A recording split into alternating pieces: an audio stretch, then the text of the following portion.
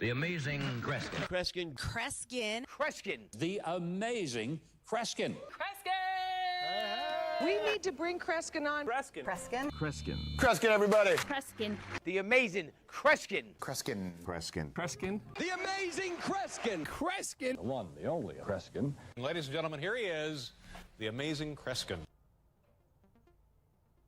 Ladies and gentlemen, how are you doing tonight? Welcome to December 28th. Buddy P. Moon, it is great to see you here. Stock run, fantastic. I love that you are in here first. How's everybody doing tonight? Tomorrow is my birthday. We're going to do a big birthday stream tomorrow. I am excited.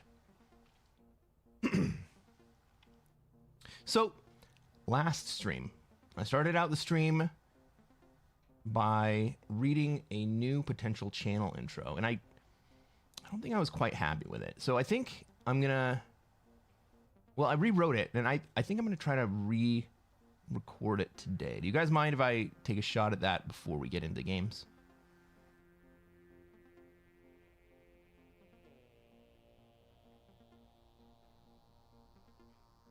Go ahead. Thank you. All right. This is going to be a channel intro. Let's see if I can read it out. Let's see if we can do it well.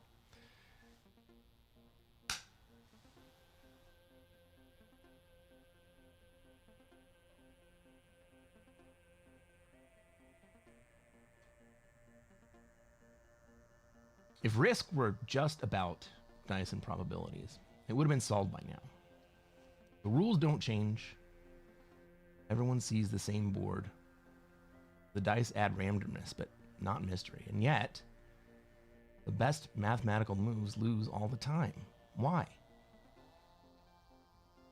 It's because the real game isn't with the board. It's with the players. Risk is a social game. Alliances are strategic and necessary. They're formed explicitly and implicitly for mutual benefit. But they're temporary because every game can only have one winner. Everyone knows it, and that tension quietly shapes every decision. People don't stop reasoning when emotion enters the picture. What changes is what they're reasoning about. Fear shifts priorities. Impatience compresses time horizons. Resentment reorders payoffs. The decision-making stays rational, but relative to a new set of incentives. And the math? Background noise. On this channel, we use human psychology, game theory, and behavioral economics to plan plays. Sometimes a dozen turns in advance. We're not predicting the dice. We're anticipating and shaping incentives, emotional reactions, and predictable mistakes. Optimal play isn't about troop counts. What matters is timing, signaling, and perception. It's about playing the players. I'm Cresquin, and this is Classic Fixed Risk.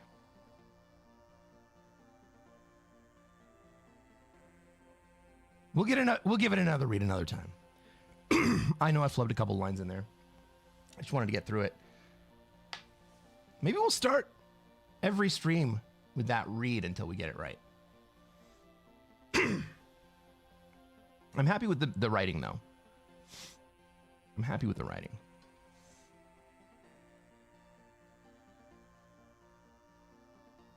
But for now, let's get into the game, guys. Dope. Yeah, I'm happy with it.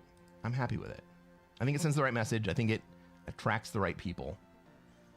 And I think that it signals that we are thinking about the game at a different level than other people. Or in poker terms, exploitive strategy. Kind of, yeah.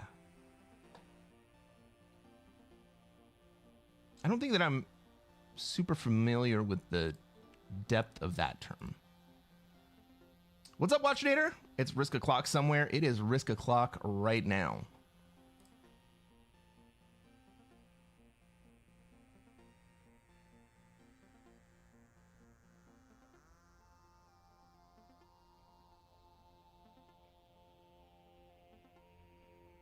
We have music.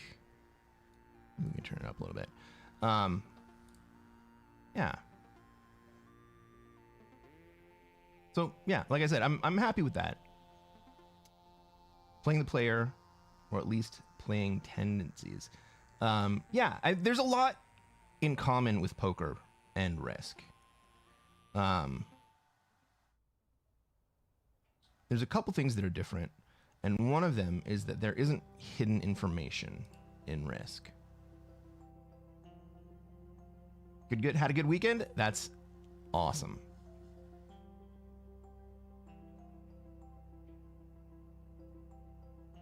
I did work for Full Tilt. Thank you. All right, everybody, we got a game.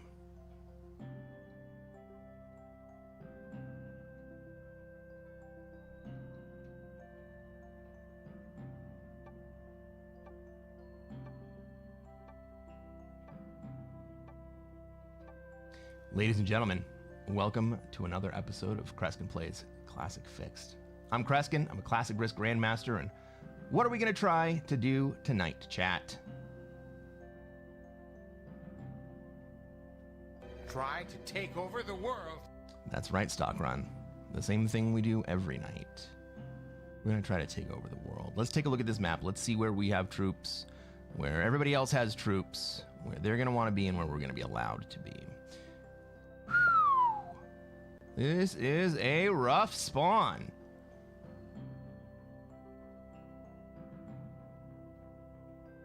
I don't really have claim anywhere except for Australia, and I don't want that.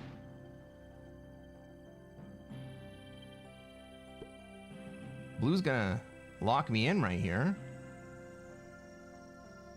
We got pink. Got red in Europe. We got black in North America. Green's in Africa. Black's also largely in South America. Maybe black decides to go down to SA. Right, blue is putting into Australia.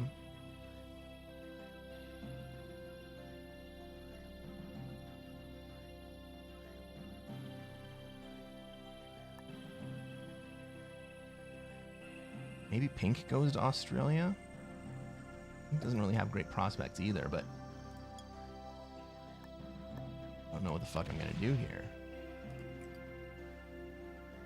I'm gonna get out of Oz. Okay, we got green. They're gonna come down into Africa. Probably through my Middle East stack. Best case scenario for us right now is green moving to South America. But I don't see that happening. Pink opts out of Oz and puts into Europe, where there is 11 red troops already. Are they waiting for a second wave Oz play? No, they wouldn't have put there. They would have put into Asia if that was their plan. Green sets up into South America, but they have so many troops already in Africa. They do go through my 2-stack. Well, at least this opens up red, because I anticipate them moving into Africa here. No, it doesn't. Well, I was going to say at least it opens up red to move into North America with their 3-stack, but this is not a great spawn.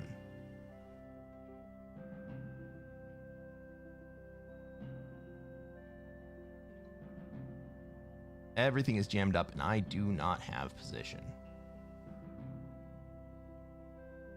What's up, Matthew? Scott, how's it going? 3 5-stacks in Australia. I know, but they're mostly gone, and Blue's gonna take it without a war. You're just gonna have to wait a minute. Predictions. Yeah, let's throw up a prediction.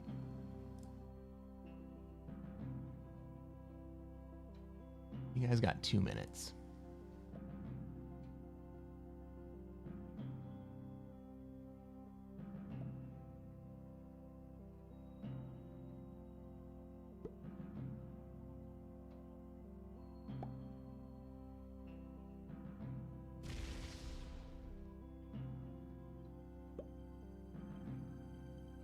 What do I do here?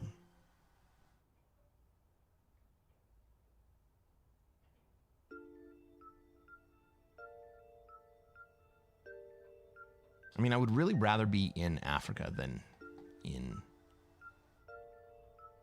contested North America. Like, maybe we can encourage green to leave and go into South America here. But I guess at the very least, I'm kind of spread out. A little bit of team play or some really aggressive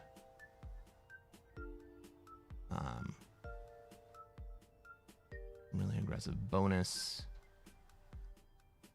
insistence would leave me very, very vulnerable.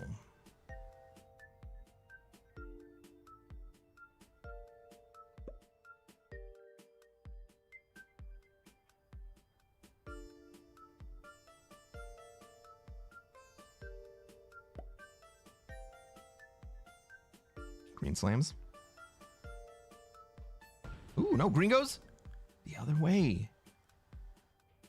Get into SA, bro. Get into SA. You know you want it. It's fucking yours. Take it. He's not ready to go.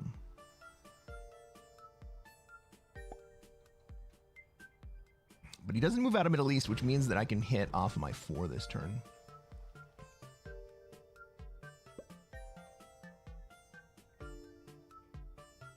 I know you want it, green. I know you want it. All right. Red successfully consolidates its troops into Europe. Blue's going to be happy about my next play.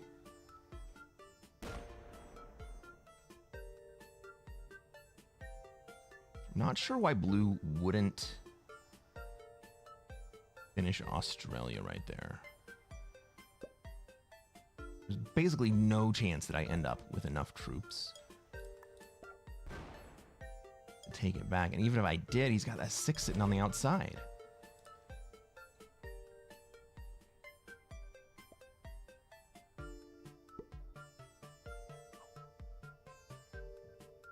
Should we take a quick look at everybody in this lobby? Our red player, General Deadeye, flying the flag of the United States of America. They would like to be in Europe. Our blue player, flying the flag of France, General Chan.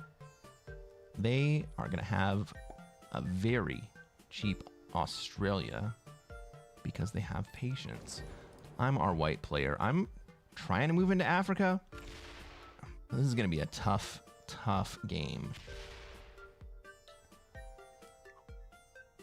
General Ping, our pink player, also flying the United States flag, would like to be in Europe. All right, green has lined up against North America. We like to see that.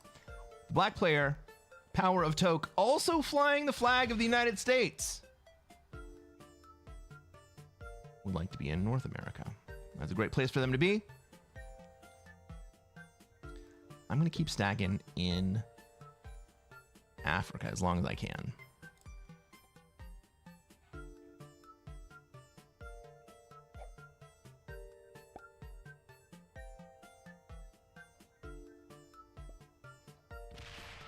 Oh, shit!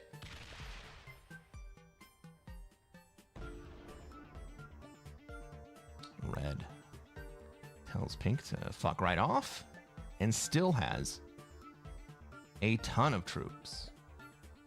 They set. I have a 10 set here. I guess I use it.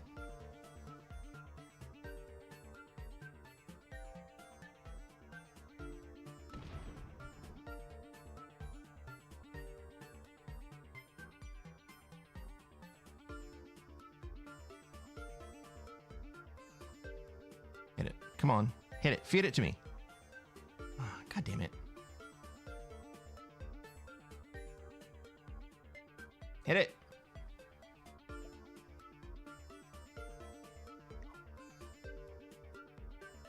I don't have emotes. I don't have emotes.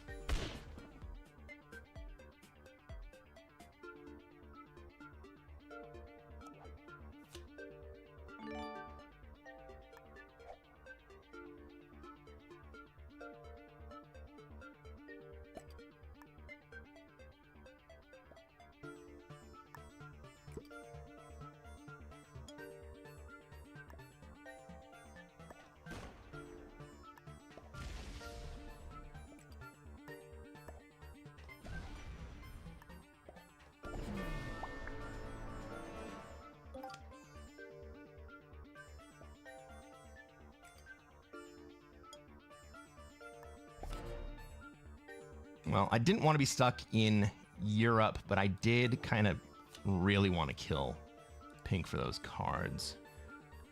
I probably overpaid for it, but I still have a lot of my troops. I mean, I didn't get great dice, right? I lost 4 on a 3. I lost 3 on a 3. I lost 4 on a 3. Jesus Christ.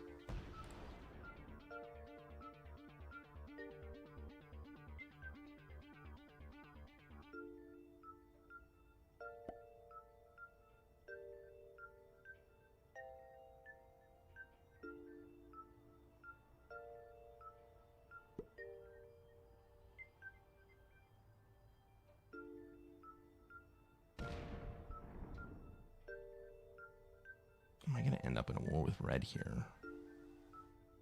Maybe.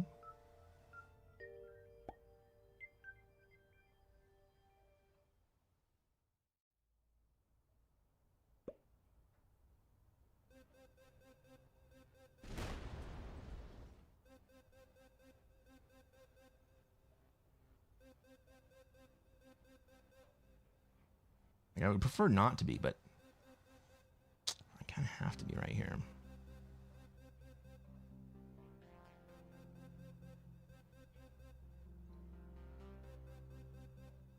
Stockrun says, has attacker's advantage been reduced since update? Feels like it. It does kind of feel like it, and other people have been saying the same thing.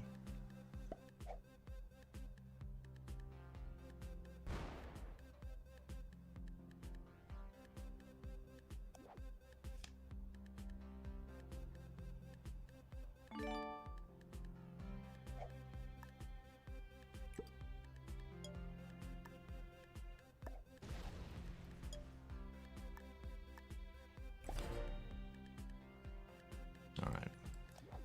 We're at least going to get a horse trade next turn. Oh. Oh, no, guys. Red is unhappy with what I've done.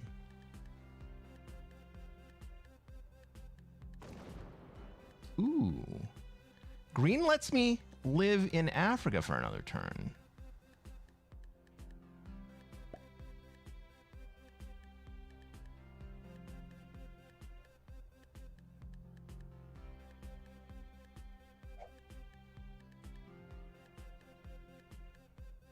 I think maybe I vacate Africa right here.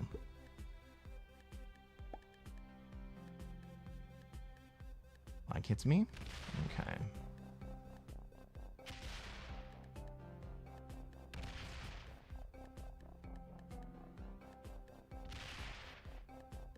Okay. I don't think green is gonna let black hold right here. Ooh, 24? 24 would be 21. I definitely let green have position. I want green and black to fight.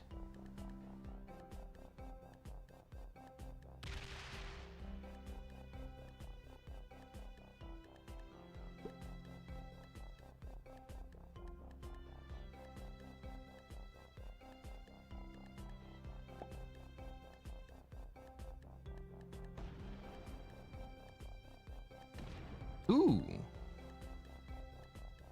Blue tries and doesn't quite make it into North America.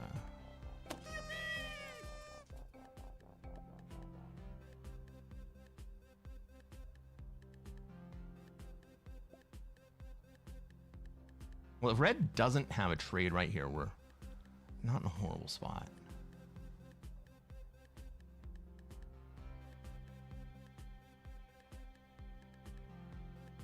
Because we are guaranteed a trade next turn. It just depends on which one.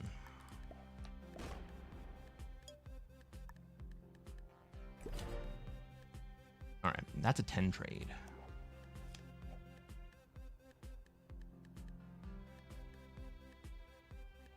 That 3 in Irkutsk.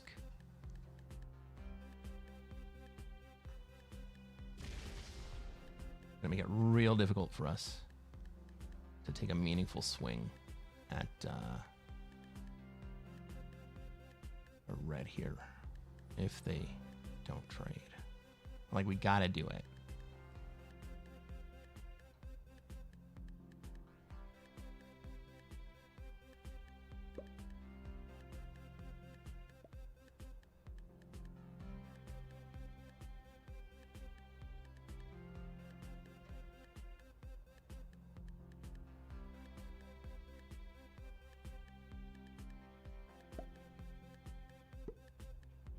I mean, unless green actually swings at black. And I don't know why green wouldn't take the bonus right there. And it's going to give him 3 extra troops to swing at black here.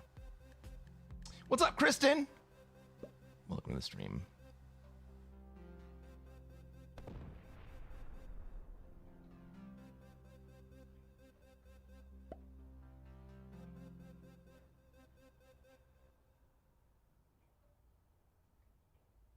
Well, we can take down red, or we can move into Africa. We just move to the Middle East.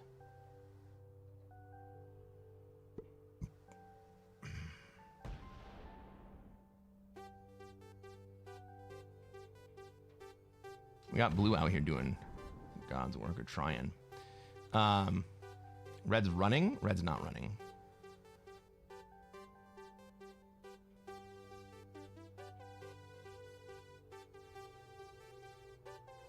4, 5, 6.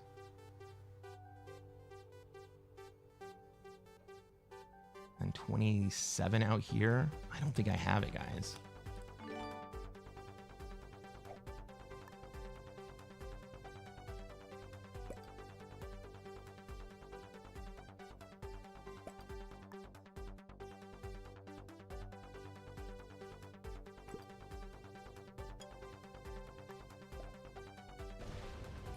Maybe.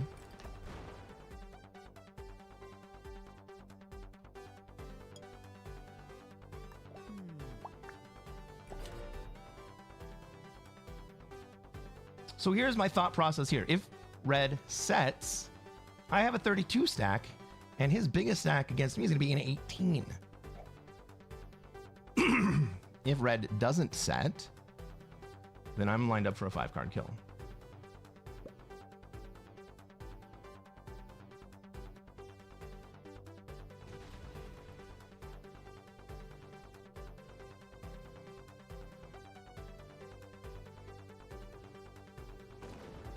All right. Green finally takes the bonus. And backs off? Well, shit. You just wanted to slow him down?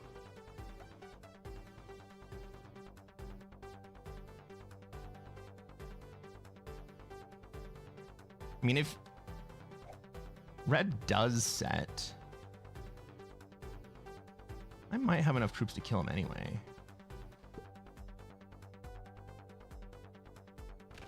Oh, shit!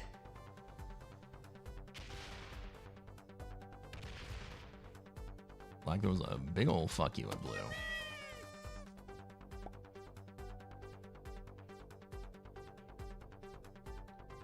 Is Pete still active? Pete is still posting videos on YouTube. He did move to Florida. He's not recording or streaming right now because he doesn't have work permit for it.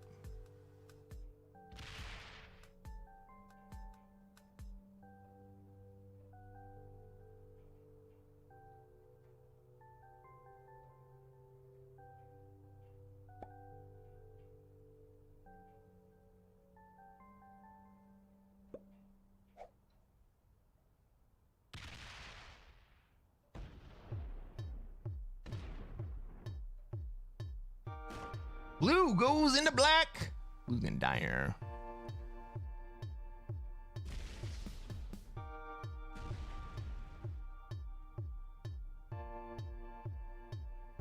Blue and black have 2 cards between them. 3 cards between them.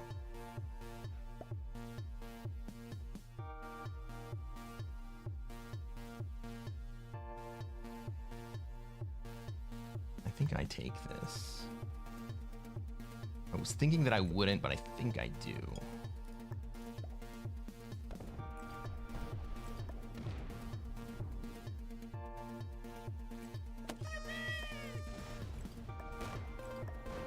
Ready, 1? Okay.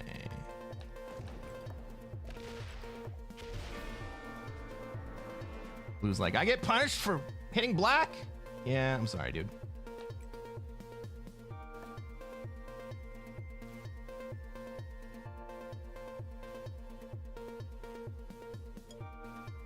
Maybe we wait for black to take another card. We'll see if someone else wants to kill black first. Keep ourselves strong enough. And we'll sit in Australia. We probably get broken here.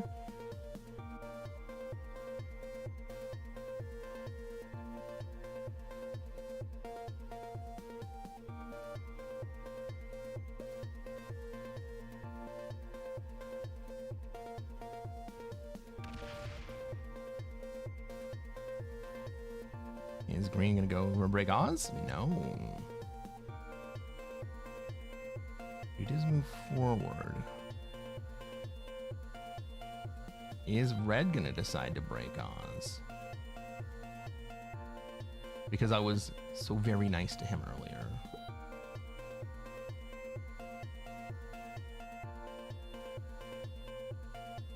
Okay. Black's not gonna take another card. Fine by me. I'll kill you anyway. I got a set. I'm happy with it.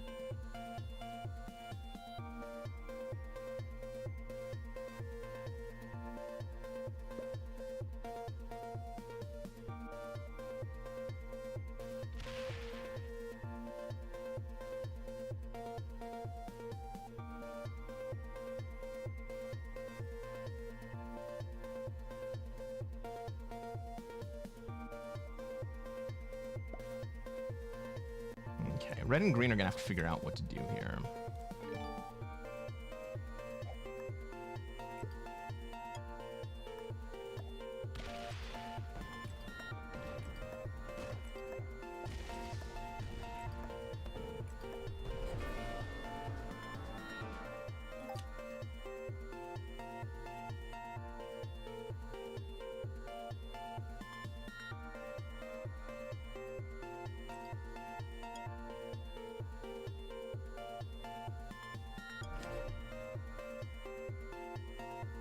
I should move that 26 back to Oz. Is green gonna double break me here or just North America? He's gonna let red break me in Australia. Oh, he is gonna double break me. Okay.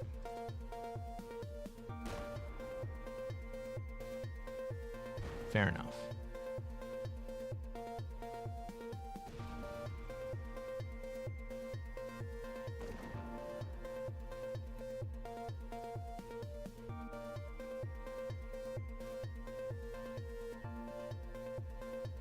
Does he also break red?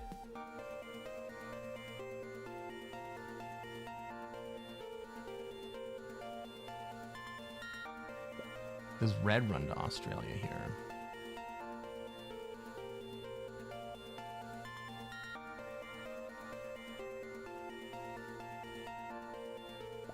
I'm still gonna end up with 15 territories if red doesn't hit me real hard.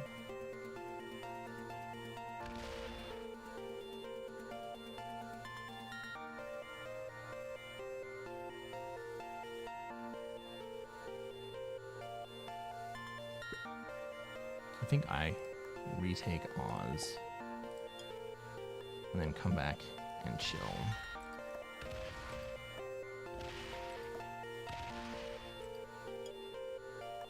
I'm gonna let you guys figure out North America.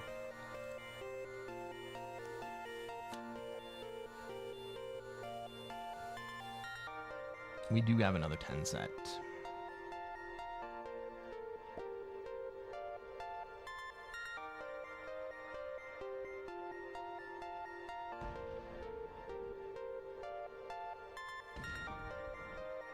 Green is going to take North America. Greedy, greedy boy. Is red going to let that stand?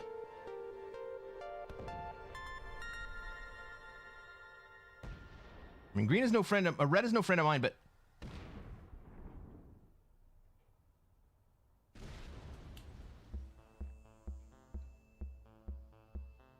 red not breaking here.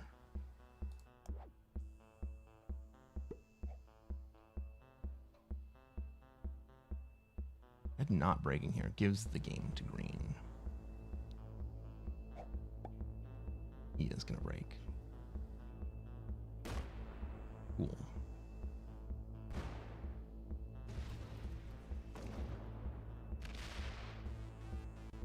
Green, more like greed, am I right? You are right.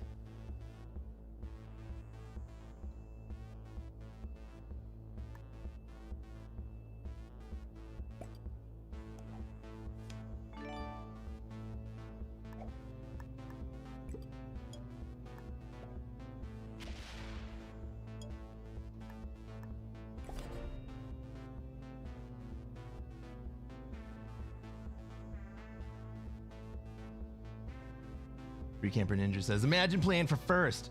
Well, that's the problem. That's the problem. These guys are both playing for first.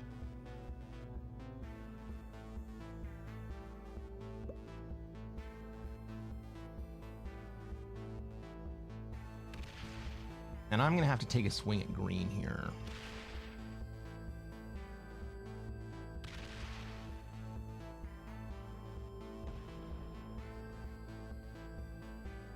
At least red gets to go before me.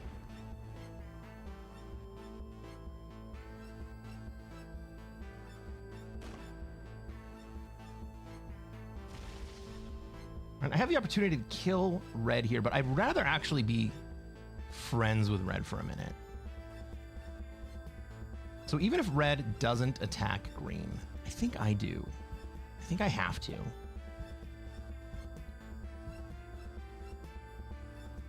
Right, just to maintain balance.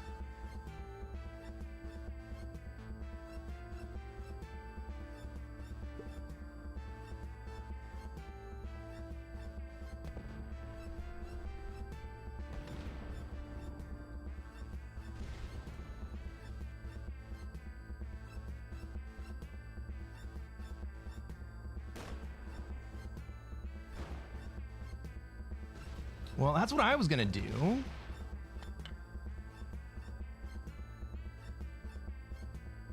I mean, I'll go all the way through and break.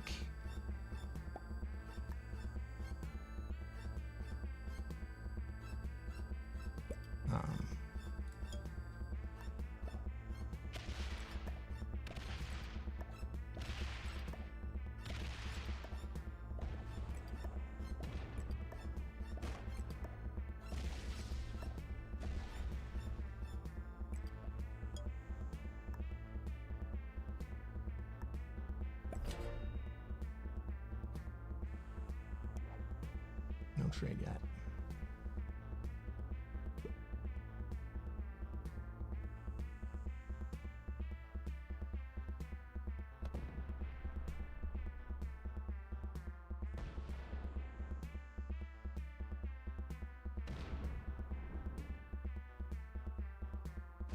Thou shalt not be a greedy piggy.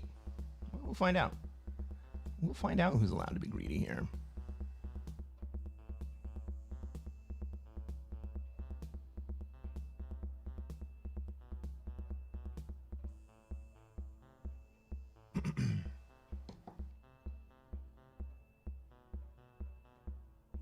Right there, I kind of needed to allow red get strong enough.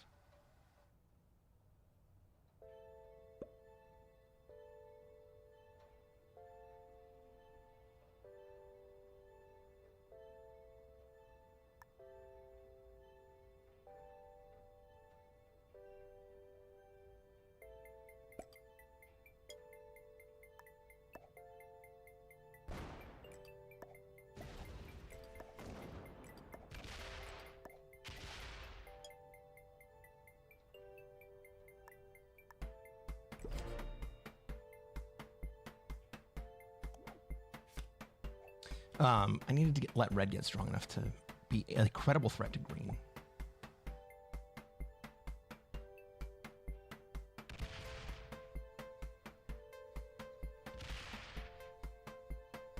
Right, is red going to allow green to continue to be greedy? Is green going to be greedy enough to take SA here? Sure is.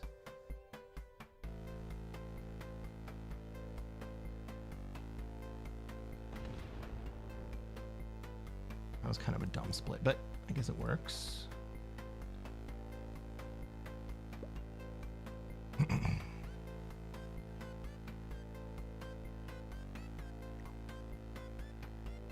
I don't have a fist bump.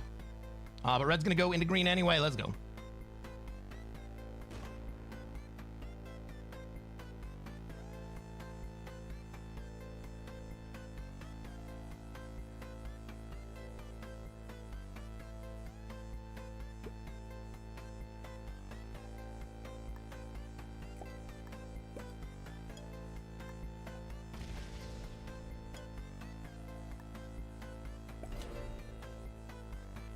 Green's gonna come through and break red, and then red's gonna kill green.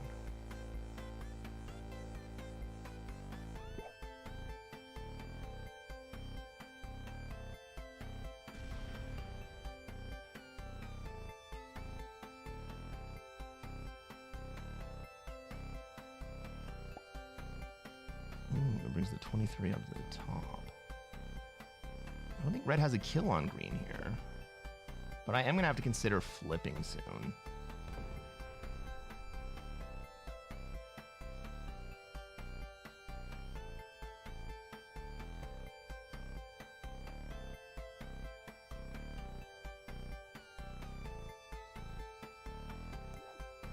Well, we still end up with the dudes. Cool.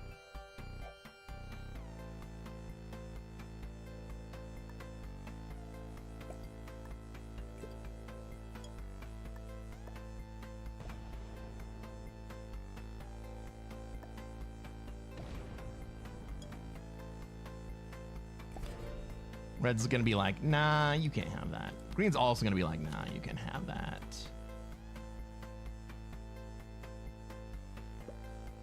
Green comes through, breaks me, and then breaks red. Does he break both of us? No, he takes Africa.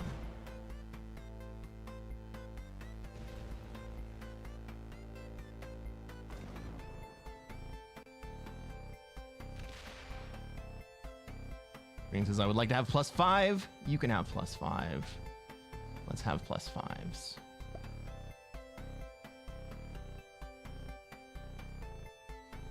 It's getting spicy now? Send more dudes? I mean, I'll take a cannon there.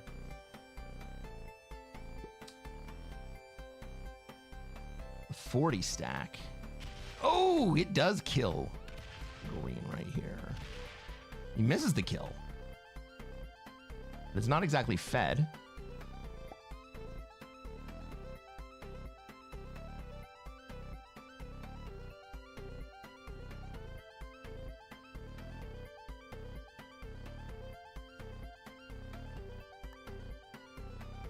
But I have to anticipate that green dies right here. Green's on 3 cards.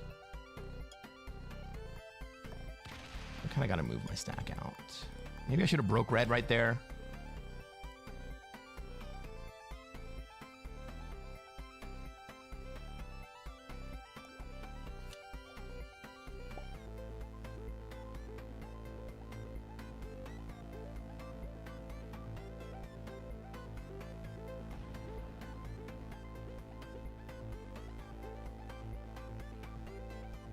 I think I'm big enough to kill them both right now.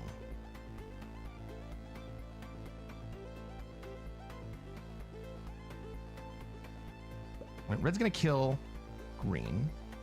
Gonna take those 4 cards and trade. I think I'm still big enough to win here.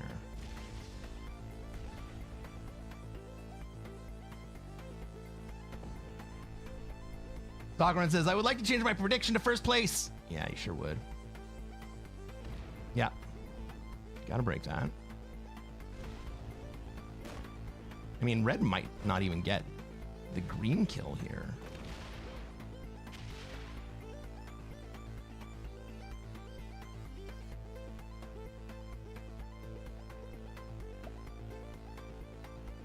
I feel like I have to kill green first.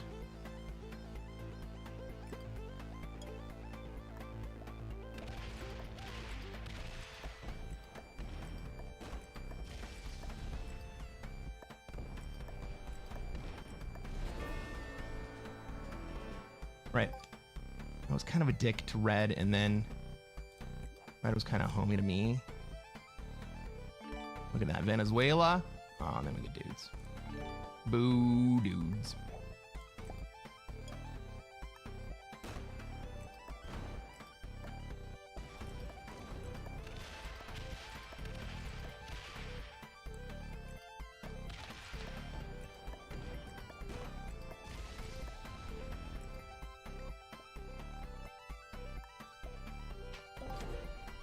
Let's friggin' go, everybody. Hey, if you're watching on YouTube and you haven't done so already, you made it to the end of this game, reach down, hit that like button. Let's take a look at the ranks of these players in this game. Cresquin, what's up, low-key? OP.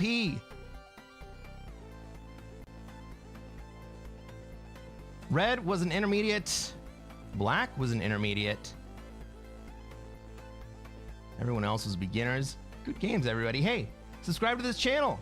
We're going to play more Classic Fixed, and I'm going to show you how to take over the world. We'll catch you on the next one, everybody. Let's freaking go, guys. All right. Moving in the right direction. For everybody who doesn't know, we started this account at the beginning of the season. I think that's about 2 weeks ago today, right?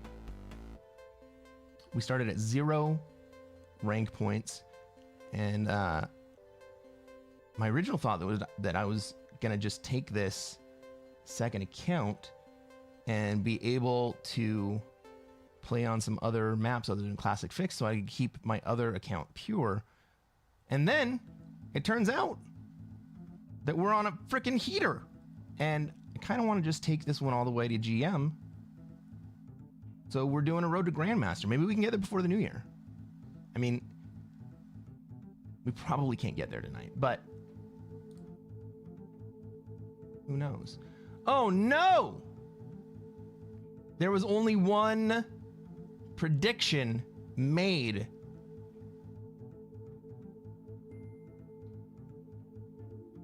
And it was that I get 3rd or 4th place. Oh my God. Well, because there was only one prediction made, I'm not going to cost you those points. You can play them again. I'm just going to delete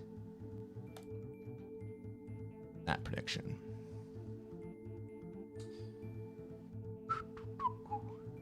Your channel needs a pre-built intro and outro.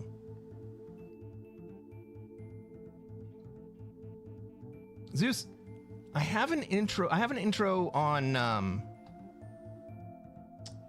the YouTube videos that I put up. I don't really have a pre-built outro, but we were recording a channel intro earlier.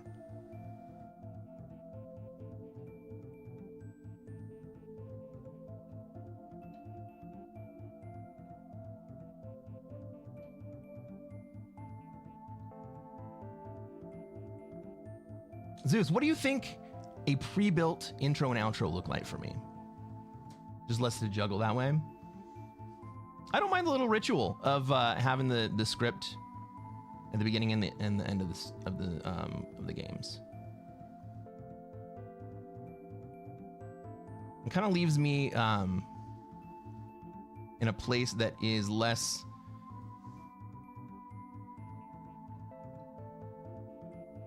what's the word I'm looking for? Ambiguous. It just gives me something to do at the end. And I think that the ritual, the little script that I say at the end, in the start,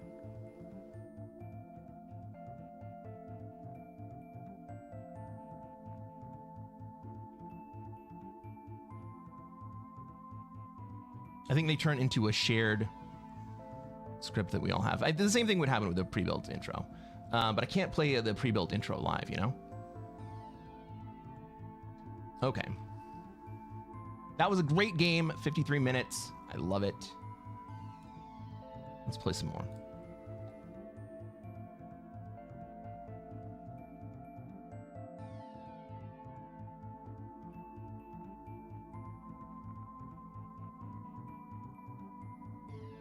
Run says, when I watched your videos on YouTube, I noticed you wearing a different suit for intro. No, I don't think so. I don't think I've ever edited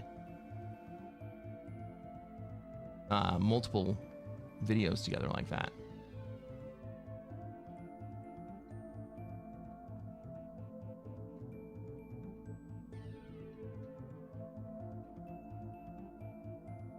Which let me know it wasn't a recording.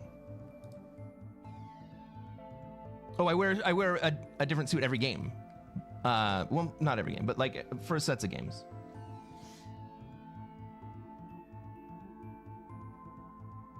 But it like you can see in my early attempts that the intro is not set, and it is very rough.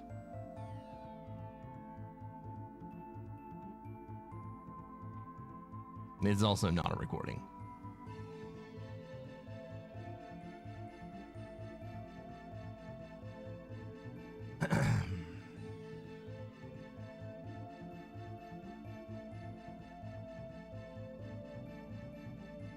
I've also been thinking about shaving my head.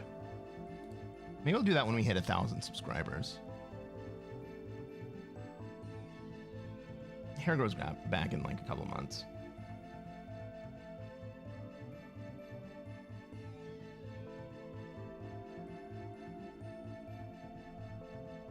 It's just so much easier for maintenance, you know? But it's winter. But I live in Las Vegas. It doesn't get that cold. Like, we only have a couple days a year that are below freezing. What's the weather like right now here?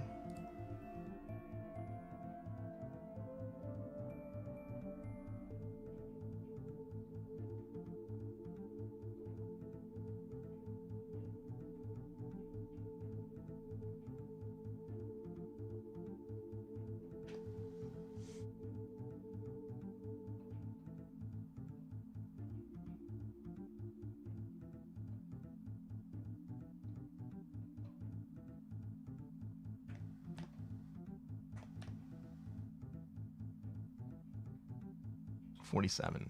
It's gonna be 42 tonight. Do we have anyone that I want to kick out of here? Well, the guy I wanted to kick just left.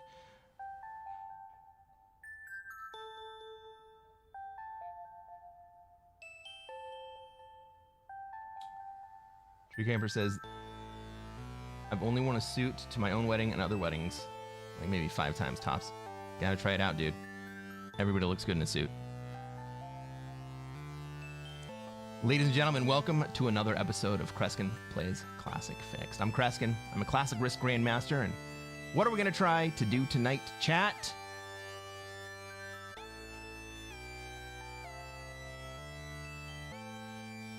Try to take over the world. That's right. Zeus, the same thing that we do every night. We're going to try to take over the world. Let's take a look at this map. Let's see where we have troops, where everybody else has troops, where they're going to want to be and where we're going to be allowed to be. This looks like a South America spawn, like a shitty South America spawn. Ugh.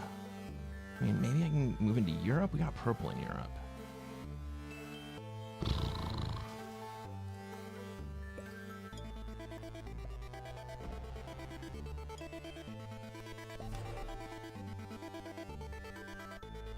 This is going to be rough for me. Red's going to move into South America, or into Australia here. We got green in Africa. We got purple in Europe, blue in North America.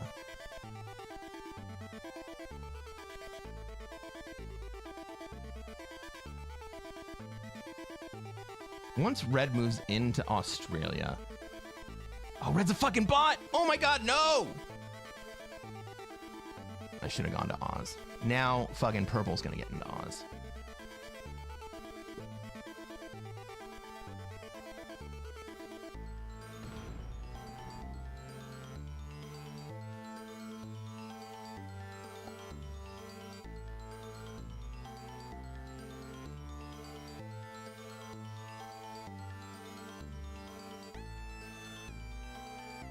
can't take it immediately. The red 8 sits there and then hits my 2.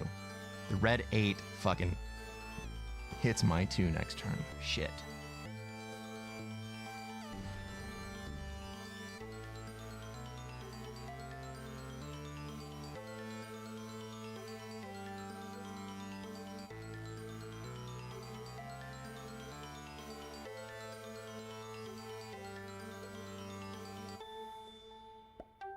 Ooh, pink moves into North America, making it real tough for blue to get in there.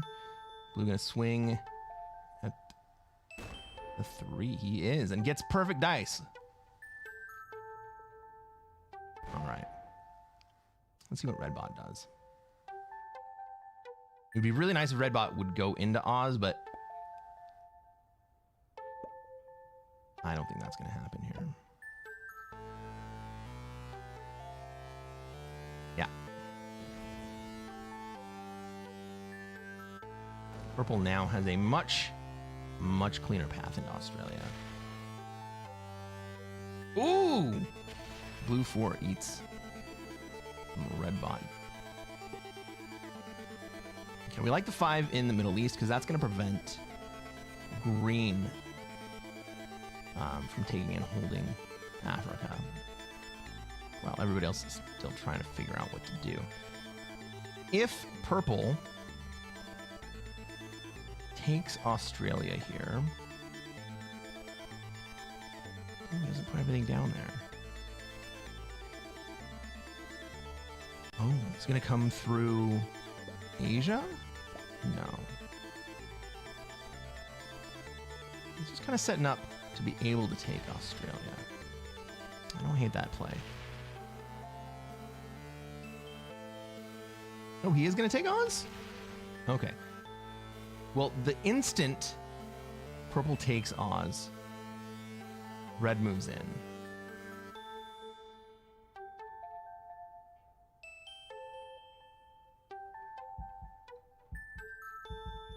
But I guess getting me out of Oz is kind of a consolation prize.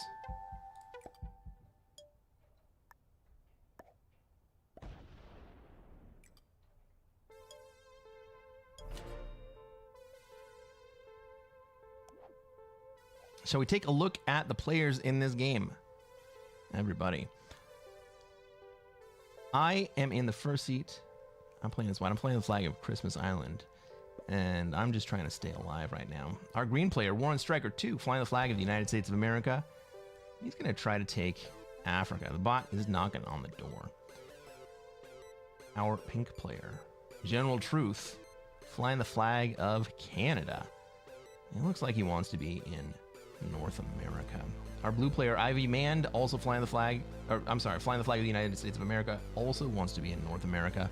Red's our bot, and purple, pink Bala 2. They're trying to stay alive, but they're setting up to be in Australia.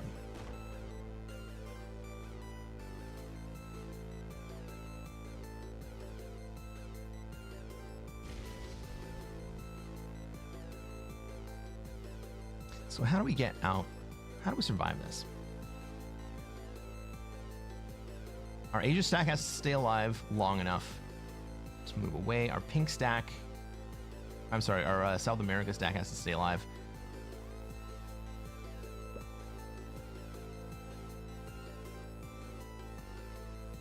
I think pink and blue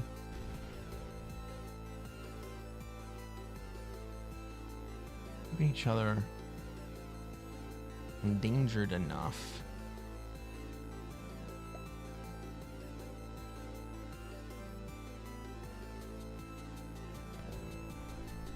Yeah, so here's what I do. I leave Asia here.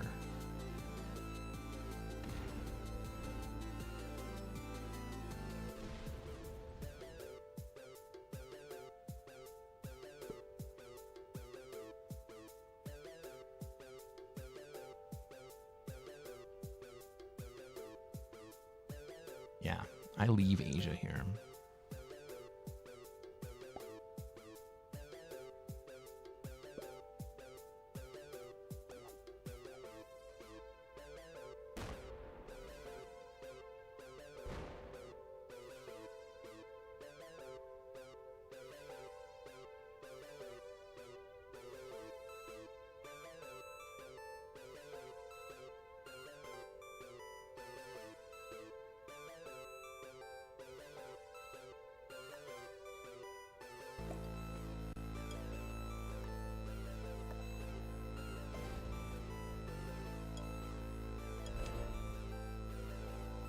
Big bot gambit. Yeah.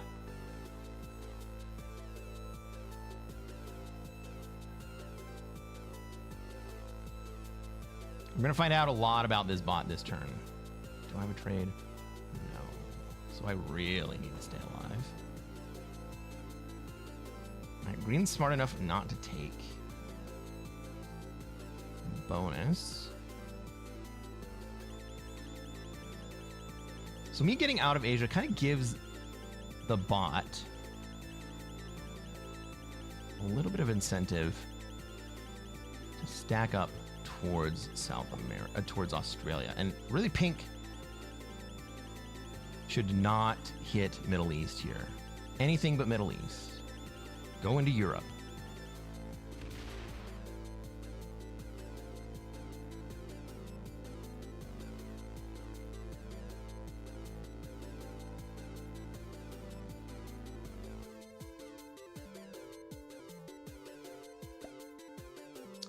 Well, that didn't work out.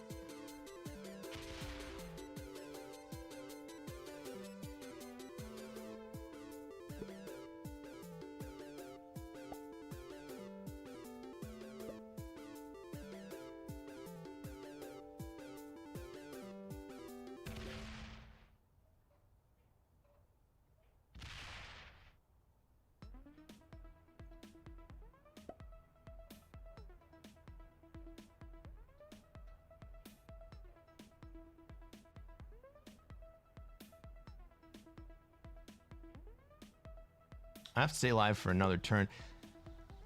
Being in the first seat here increases my odds of living. With any luck, I should be able to get a trade here.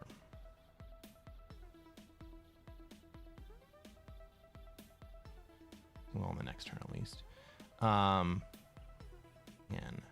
purple sitting next to me is not what I wanted.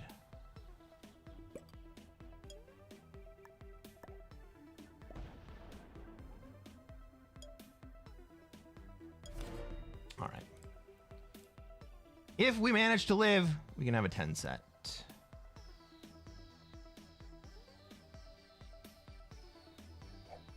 That's a big if.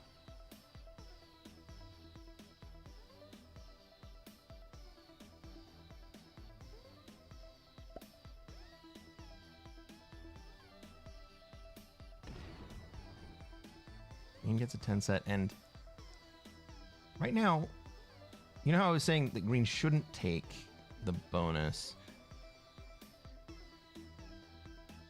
Well, now green should take the bonus. I mean, maybe they're afraid of me breaking them after they do.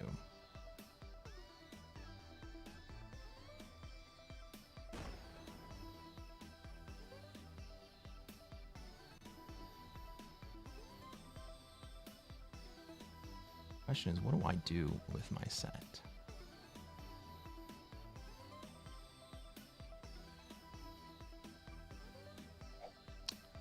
Blue sets.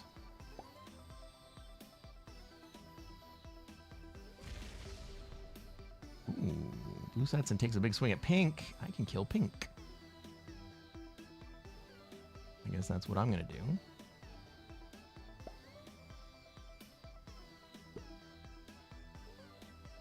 Kill pink and blue? No, blue just set.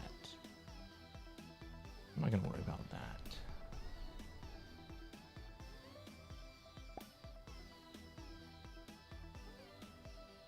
All right, we do finally have red lining up on Australia. I like to see that. God, can you imagine if blue hit me right here? Like, if blue were to hit my 11, I would be so fucked.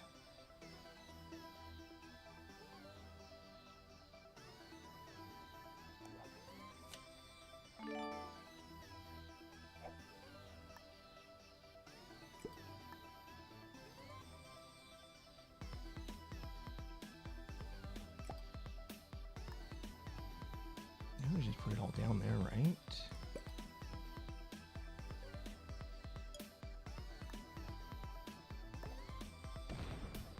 3, 2, 1, don't fail me now. Okay.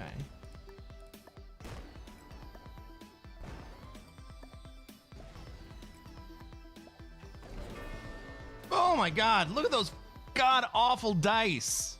Jesus.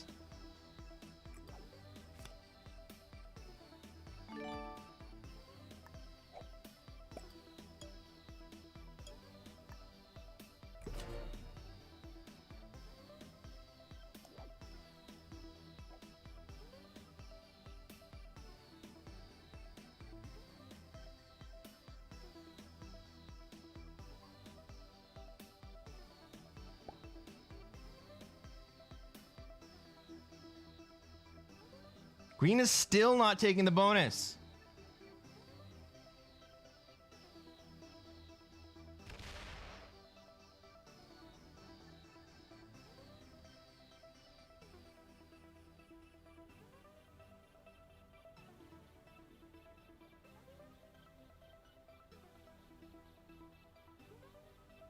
Oh, I see. I see. Even if purple trades, red takes a big swing at purple.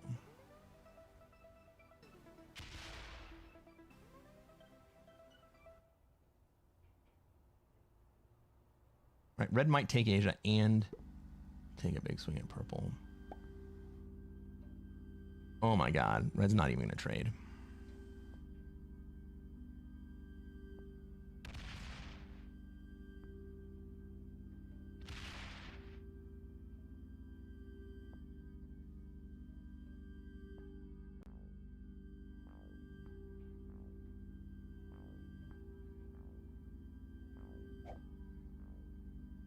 Is green going to try to take that 30 stack up to... Is green going to try to take that 30 stack up to Europe?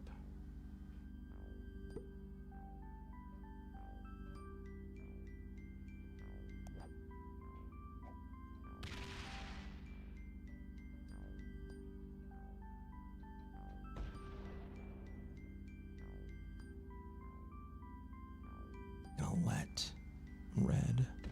No, there it is. Okay.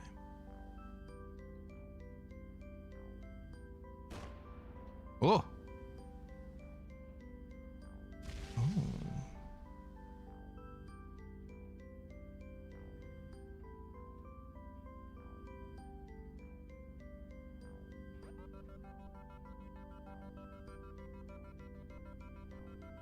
Well, I don't want these guys to be able to kill me, so I'm gonna keep moving away.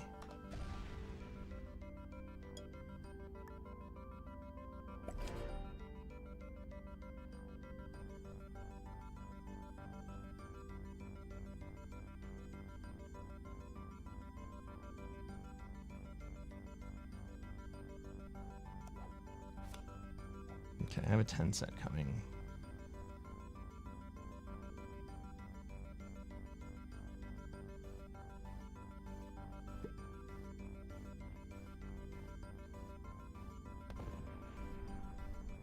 Yeah, green not taking. Green not taking the bonus here is really a good play. Get red out of North America. Oh no, you want to hit red there.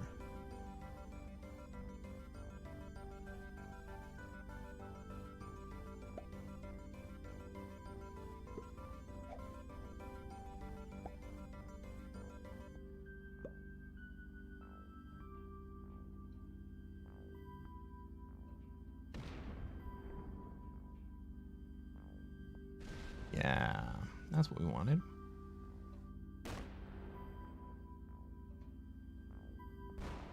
One more? Oh, he misses. Okay, purple. So now a trade has a big decision to make. I'm not even sure they can get back to Australia here.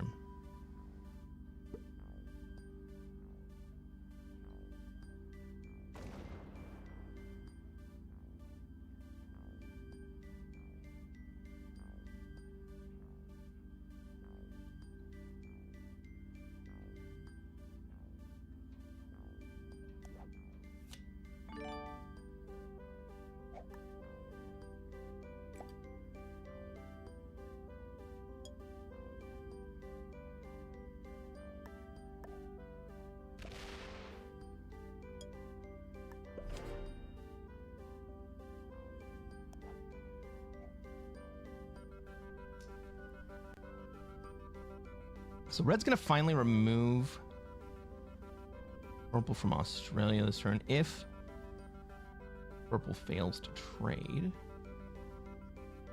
He could have killed blue there. We'll see if blue goes to 4 cards or something. Maybe I could have given... Maybe I could have fed the purple, killed the green. Maybe that would have been the play.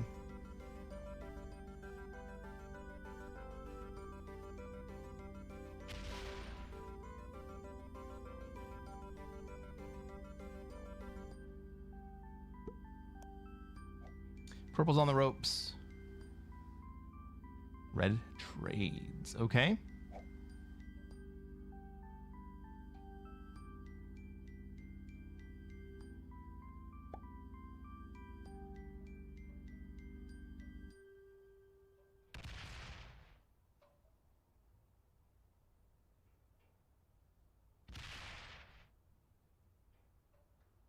Is red going to try to hold North America?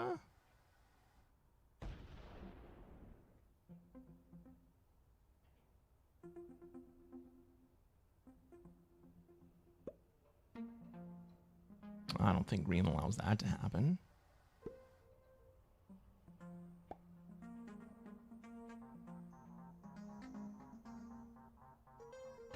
All right, purple, your time to shine. What you gonna do?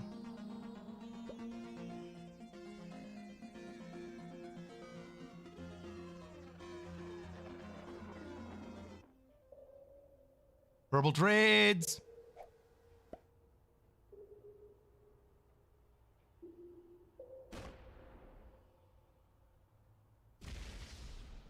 And swings at me.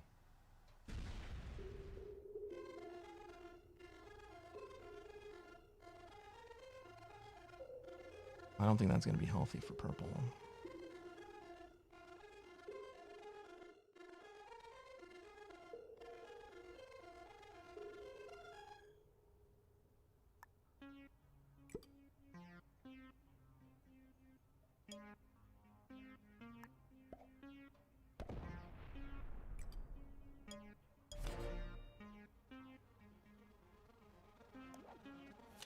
I got a 10 set coming. All right.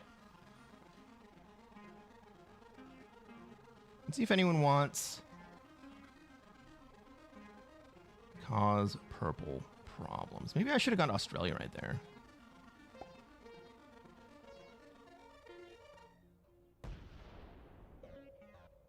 All right, red almost certainly breaks green right here.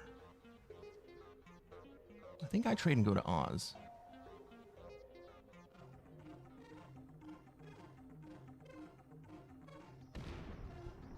I mean, nobody breaking red here almost ensures that red stacks up and breaks blue. 8v5. Yeah, we like to see that. Don't you need a pair of shoes to go with your suit? What's going on? Rice Cream Puff. Welcome to the stream. Thank you for the follow. It's great to see you here.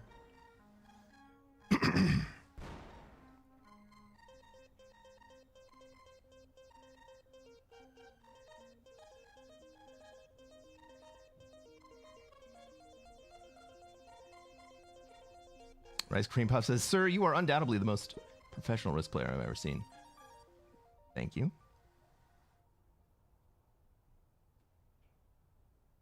I think. I hope. Ah, purple. Purple breaks. Green one. Red wouldn't do it.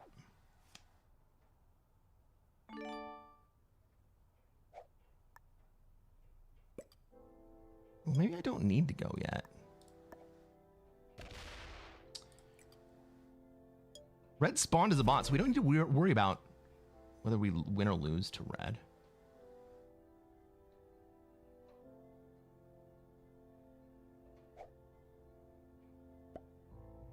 I can see a world where green just wipes up purple. He's gonna let red come in.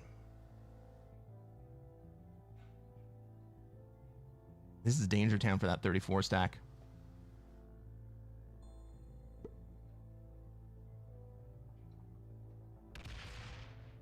Red goes 2v4 and grabs it. Let's go. Very nice suit. Thank you. I really appreciate that.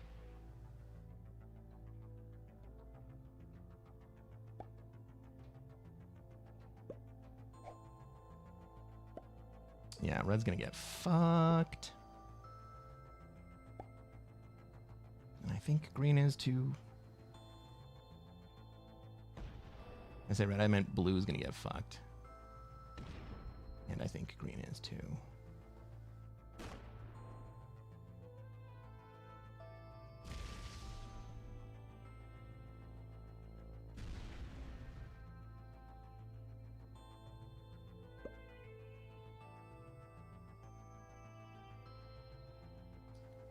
That 31 stack next to red, or next to green,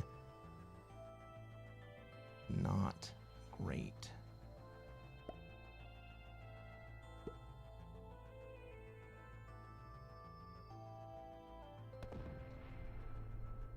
I kind of feel like I need to remove purple from Europe right here.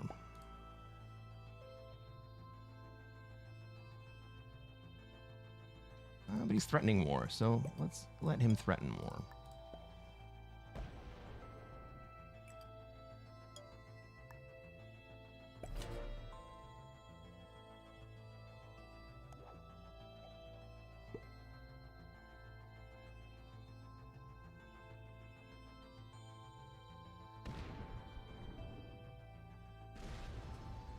Green is going to go through. Break Asia. Is he going to make it all the way to Australia? He should.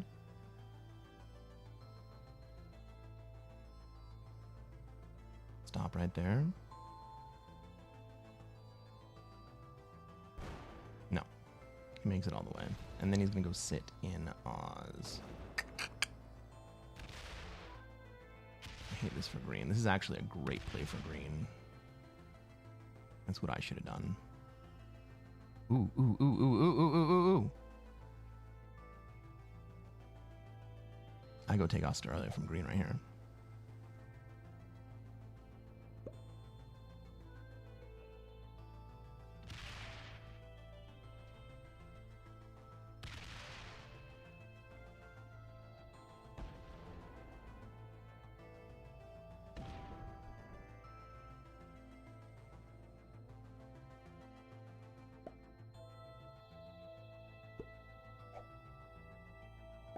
I mean, maybe the bot does?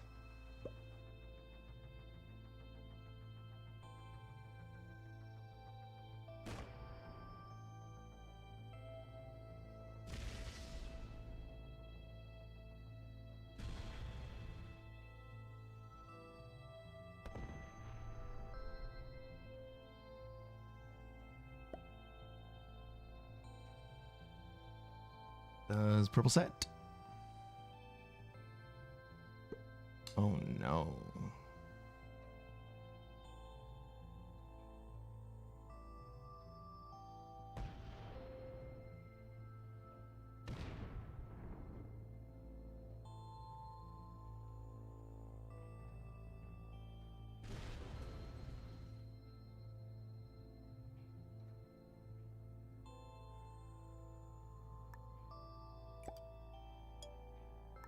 Okay.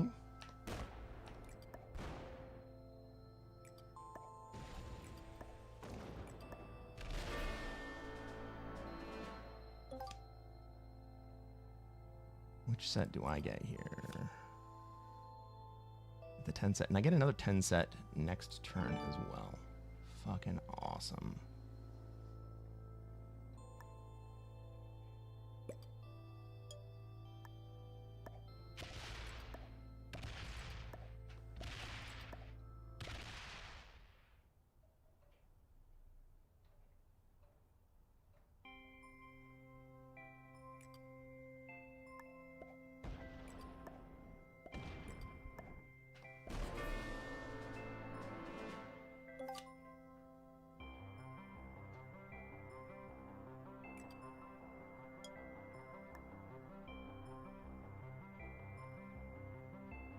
Green's on 5 cards, or 4 cards. They're gonna fuck me up.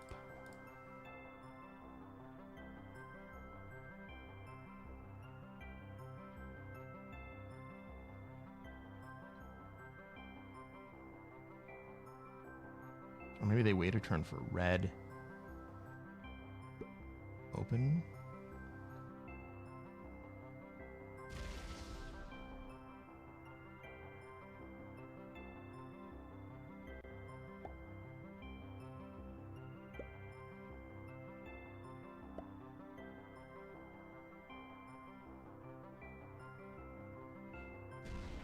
Oh my god. I was gonna double tap that 3. Finally gets it. And breaks. Australia. Cool.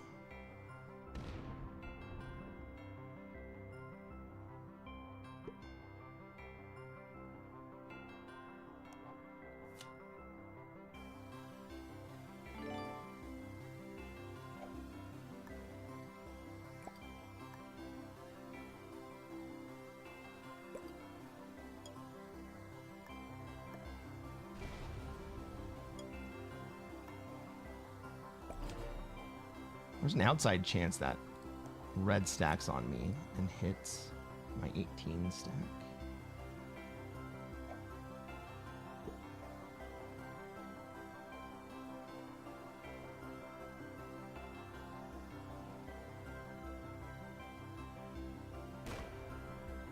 I could feed green to red. Maybe that's the play.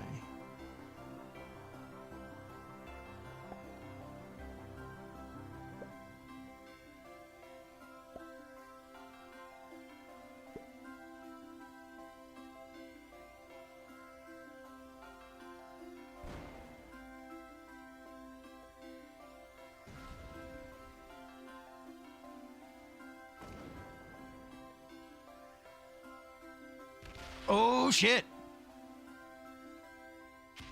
Need some military bling.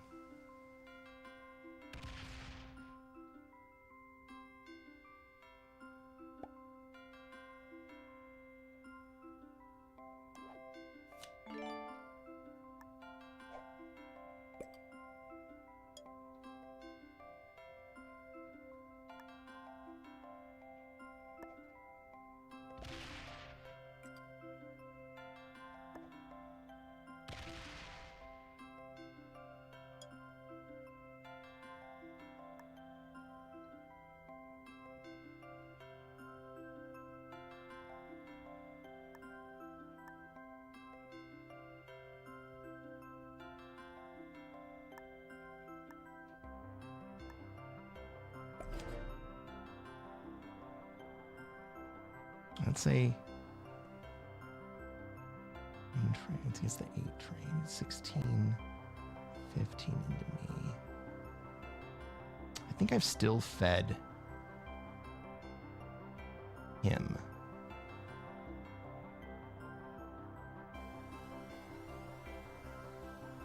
Ooh, that's a much better play. That's a much better play.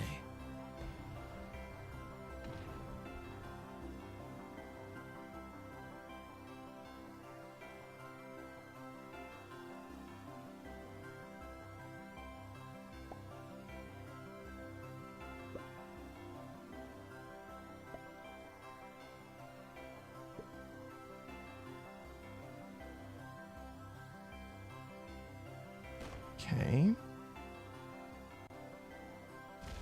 Come on, man. Finish him.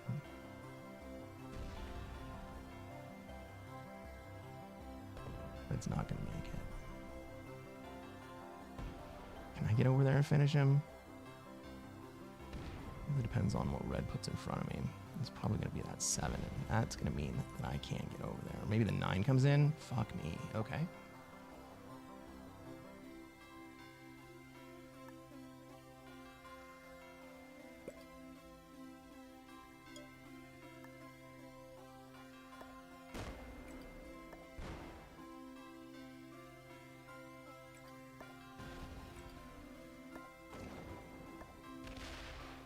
I need this.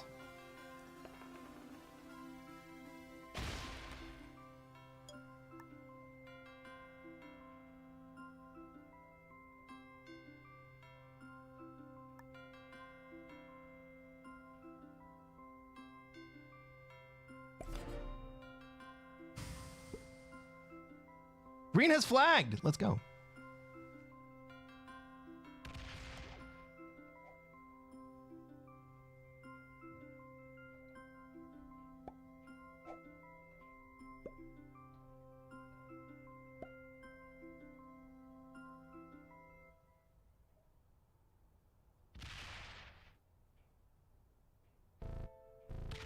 All right. Now we got to kill a bot with 3 times as many troops. We've done better. We've done We've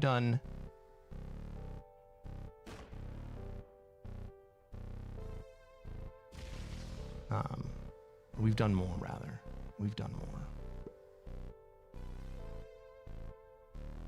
What's up, Peach? How you doing?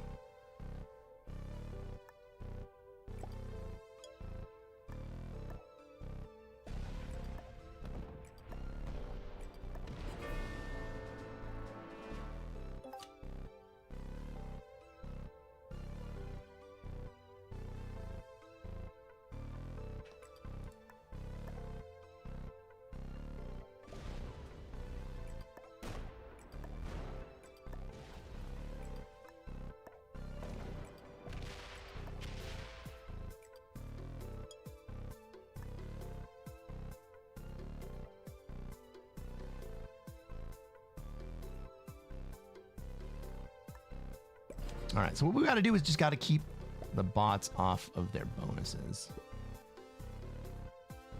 That 6 and 4 is going to be rough. It's not the end of the day. Not the end of the world because I got a trade. He misses it anyway. Okay. That opens the door for me to come back and break Europe and Africa again.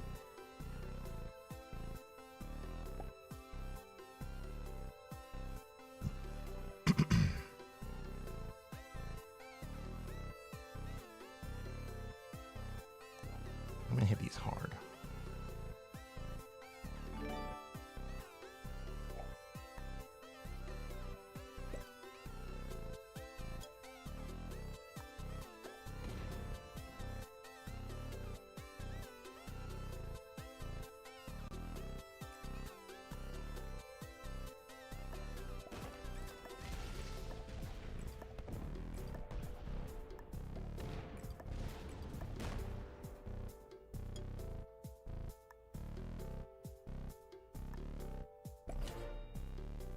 All right, 72.39.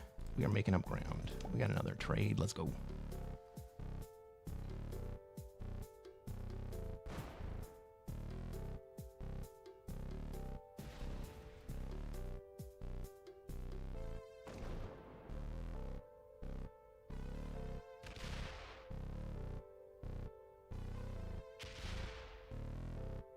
Red was going to try to lock me in Australia, but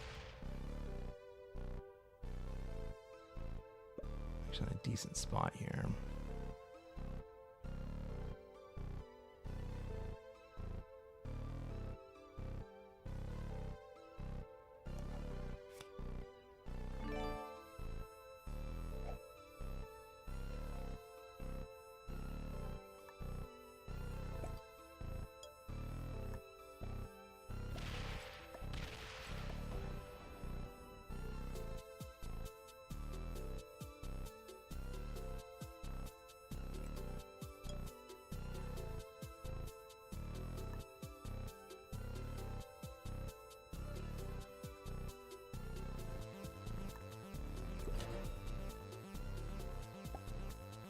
Takes 10 trade. He's going to break Africa. He's going to break Australia. 6v9. Lands. Comes into Europe. That's fine. You're going to have time to turn around back into Oz? If not, I'm going to hold a shit ton of board here. Yeah. Awesome. Wield the entire southern hemisphere.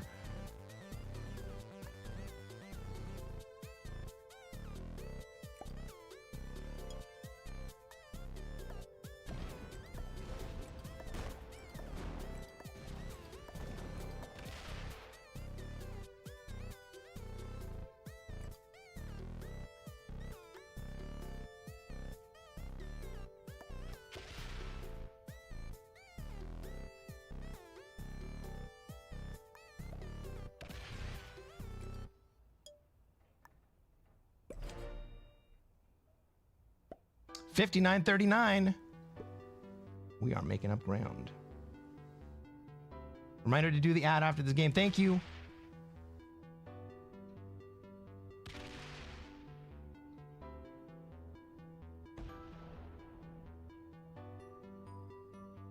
You gonna break or you gonna take? Maybe try to do both. Do I get to hold the entire southern hemisphere again? I sure do.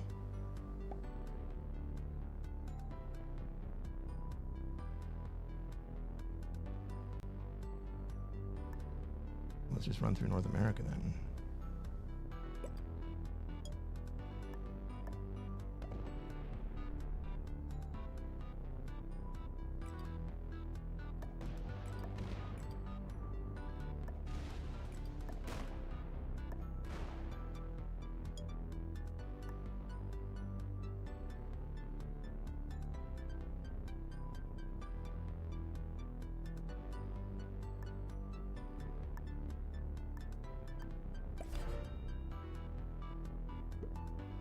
$62.37. And that's after the trade. We're still making up ground here. 9v7. Oh my god, what dice.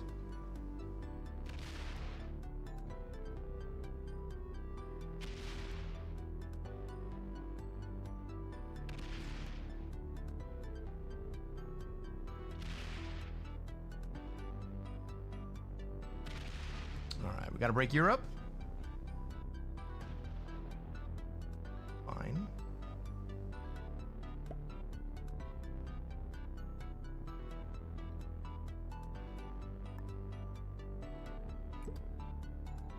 Is it just me or are these bots getting smarter?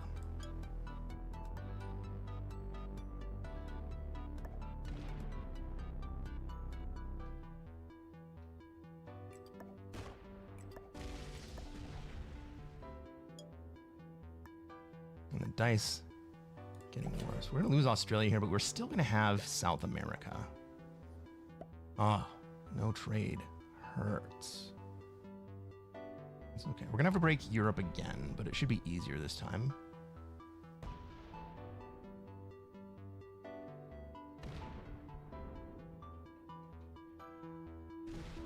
It feels like the bots are better now. It does kind of feel like that way, huh?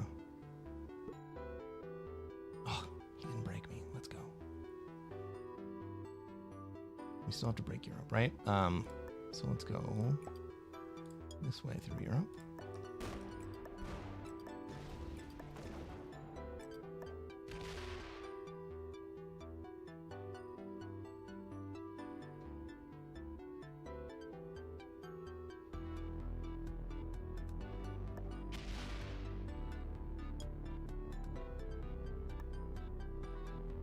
I'm going to sacrifice that too. I would like a red bot to swing at that too. I got 5 cards. We got an 8 trade coming. Yeah. That's exactly what I wanted to have happen.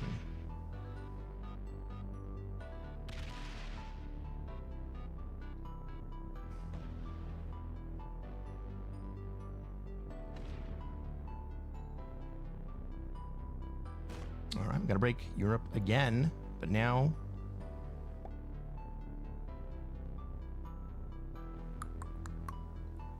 I'm going to do it from this side.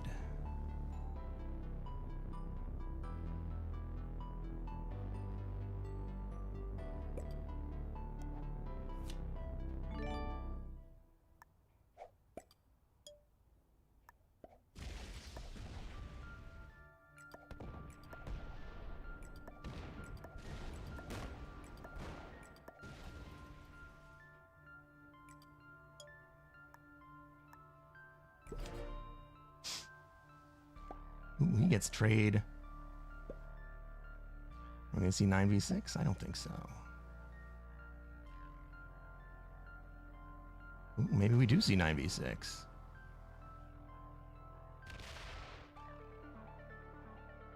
Lands again? He gets it again. That's okay. Now we're only one territory away from taking Europe. Excuse me. And that means I would actually rather have Europe than...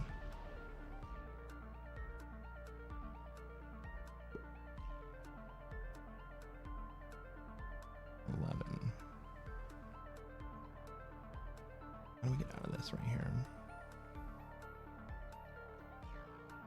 We got to shake down North America, so we'll put some up there.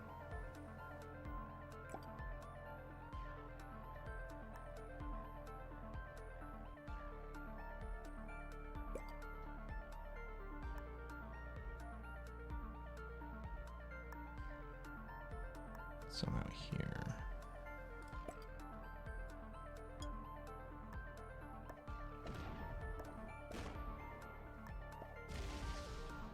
Gotta give the bot too many things to worry about.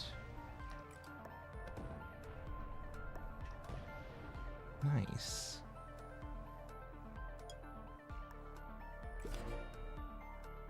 All right, where are we at? 43-38. And we got a 10 set coming.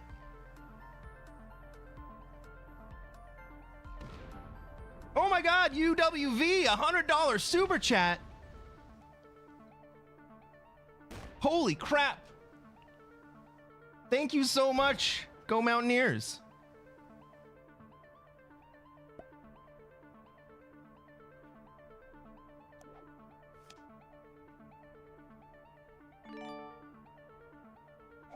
Did you have anything you wanted to say along with that?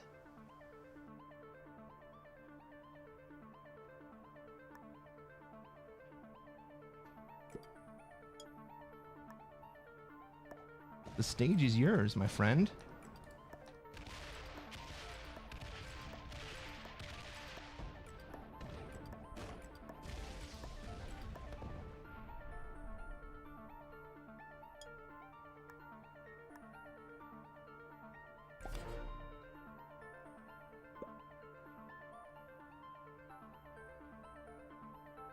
Drinks are on Crest. Well, drinks are on UWV, man.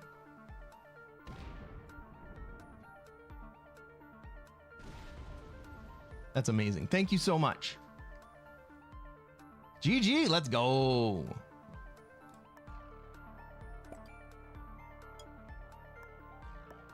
All right, we managed to 1v1 this bot from a 3x troop deficit. Good game, everybody. Bots love me? Bots don't. Bots are not very good at this game. I'm just telling you guys, bots are not very good. Ladies and gentlemen, if you are on YouTube and you haven't done so already, reach down, hit that like button. Let's take a look at all the ranks in this game. We got 3 beginners and 1 intermediate.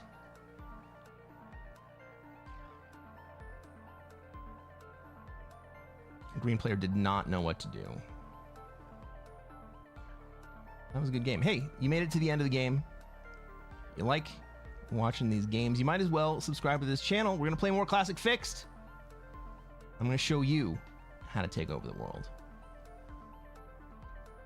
I'll catch you on the next one, everybody.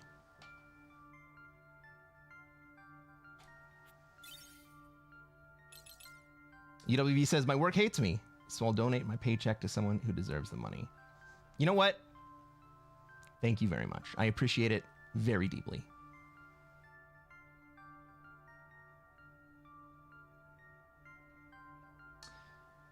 Everybody, that's 2 wins in a row for this stream. That puts us at 20, almost at 21K. For anybody who is just joining us, we started this account 2 weeks ago at the beginning of the season. It was at 0. We're working our way up to Grandmaster. We got, what, 5,000 more to go.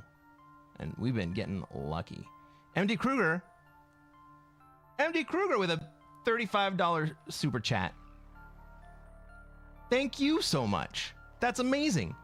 Kruger says, is it just me, or do the lower ranked players make the game harder? They absolutely do. Kind of. The thing that you need to learn how to do is to leverage and avoid the lower ranks players. You need to recognize the patterns that they take within, how do we put it?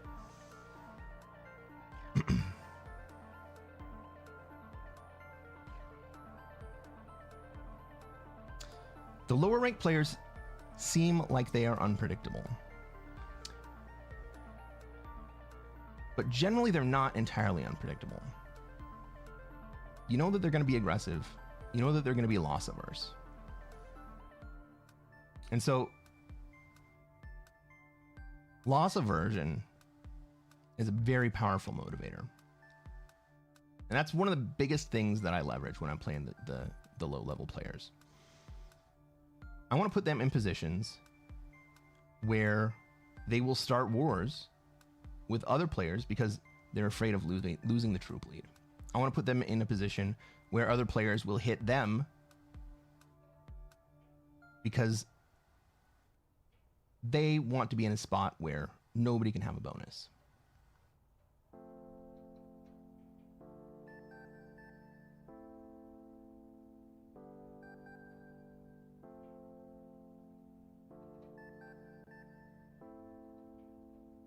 Yeah, it's really mostly a matter of learning the tendencies of the low level players.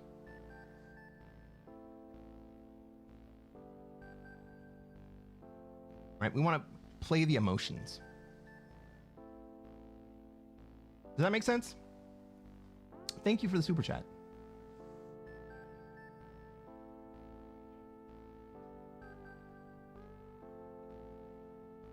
Well, we've made it this far. Why don't we play another game?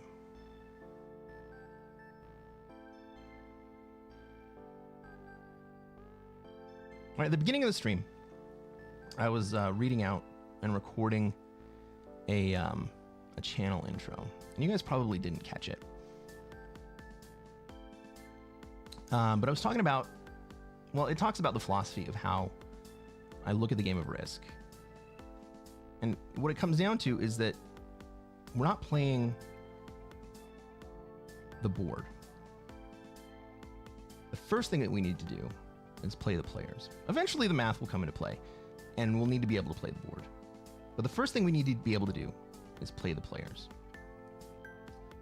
We need to be able to put ourselves into positions where the other players are not going to end our games, even on accident, and even at the cost of their own games. And we need to be able to put other players in positions where they will. Hey, Mateo, what's going on? Welcome to the stream. How are you doing today? Why did you not show up in here?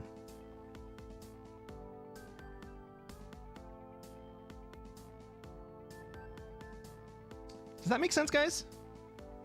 Or ladies and gentlemen? We have ladies in here. Oh! He didn't show up because that's a watch streak. Holy crap. 15 stream watch streak? Let's go. You're sick? That sucks. Can't sleep. That also sucks. Well, you can spend a couple hours with me and with all of us. We'll play some more Risk.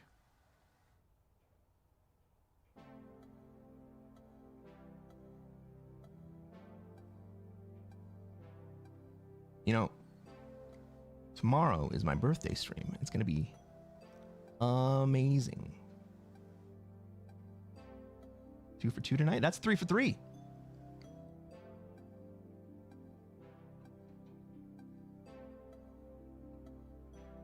No, that's 2 for 2.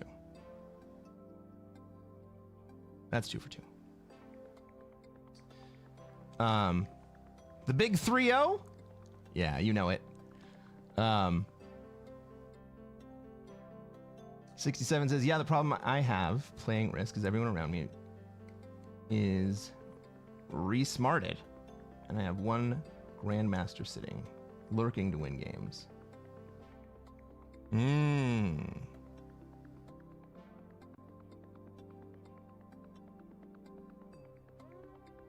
what do we do with that?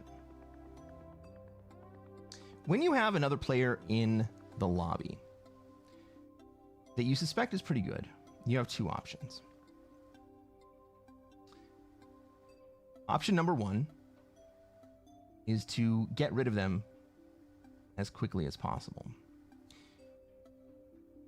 One of the things that I did in that last game,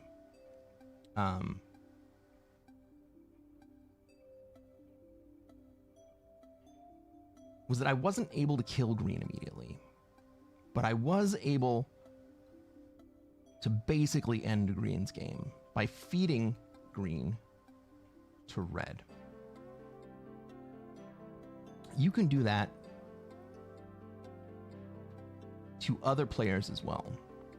And when you do that, like you spend half your troops feeding one player to another. In fixed, it's not that big a deal. Just got to make sure that you are not going to be able to be chained and killed after that. Like if you make a player weak enough, someone else will take that kill, and then you don't face retribution for it. Nicholas Triella says, what is Risk? Is it similar to chess? How would you convince someone to try it? Risk is a 50-year-old board game, maybe 60 years old now. Is it similar to chess? In some ways, yes. In some ways, no. It's significantly different in the fact that we play with dice. So unlike with chess, there is a certain amount of uncertainty that goes into attacking and taking territory. We also don't play on a grid. We play on several different shaped maps with different types of connections. And then the most important thing is that it's a 6-player game. You're not playing 1v1. You're playing against 5 other players who are all trying to jockey for position, put themselves in an advantaged position, and ultimately win the game. And that 6-player dynamic shifts the game from being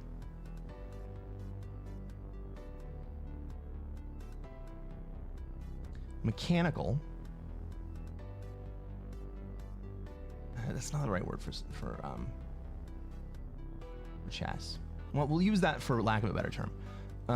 It shifts the game from being mechanical into being social. There are mechanical aspects to the game.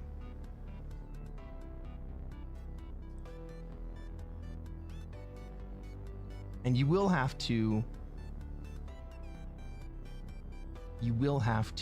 master the mechanical aspects of the game. But once you get past that point,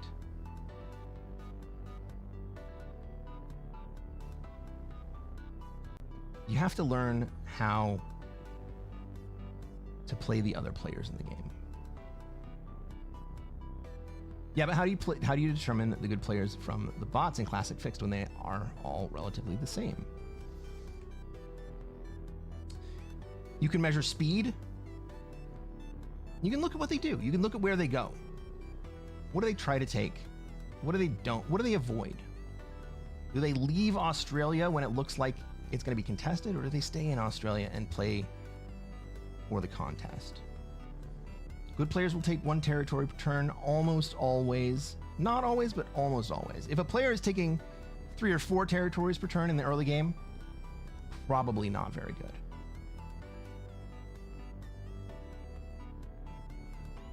A good player is going to try to find someone else to be friendly with. You got to create alliances with other players. No single player can win the game solo.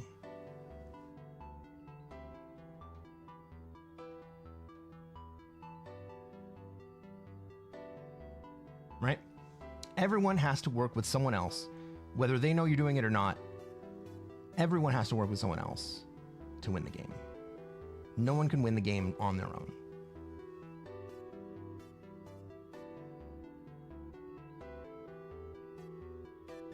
However, any individual player can cost any other player the game at the expense of their own.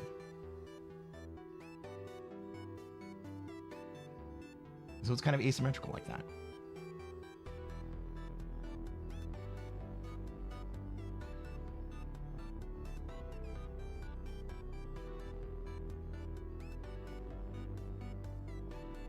All right, we got a lobby. Let's play. Solid advice. Thank you, Zeus. Good players would rather hit a 1, usually. Ladies and gentlemen, welcome to another episode of Cresquin Plays Classic Fixed. I'm Cresquin. I'm a Classic Risk Grandmaster, and what are we going to try to do tonight, chat? Try to take over the world. That's right, Matthew. The same thing we do every night. We're going to try to take over the world. Stock run, you just missed it. We're going to try to take over the world. This kind of looks like an Australian spawn, but it depends on what blue does here. Are they going to let me out? I will leave if you want me to go. Oh, he is going to let me out. Okay.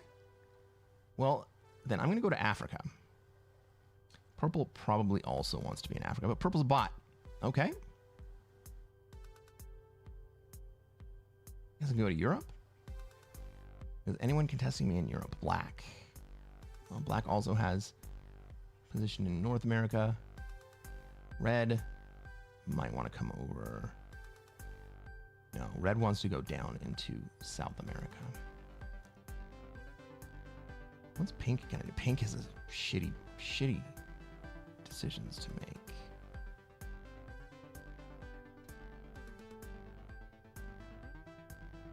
I think I go to Europe here. Purple's a bot. We gotta remember that purple's a bot. So, pink comes out. Are they gonna come down into Africa or go up into Europe? Neither for right now. Well, that kind of gives red South America. Is he 5v4 in Africa? I hope not.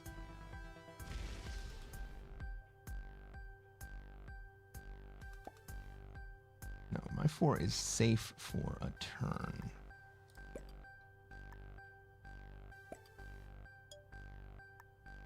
Let's get out of Australia.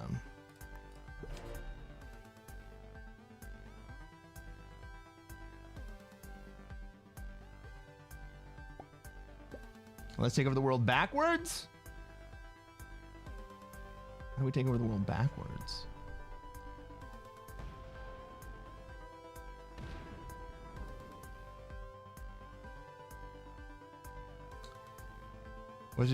West Virginia says, that's why I play Risk.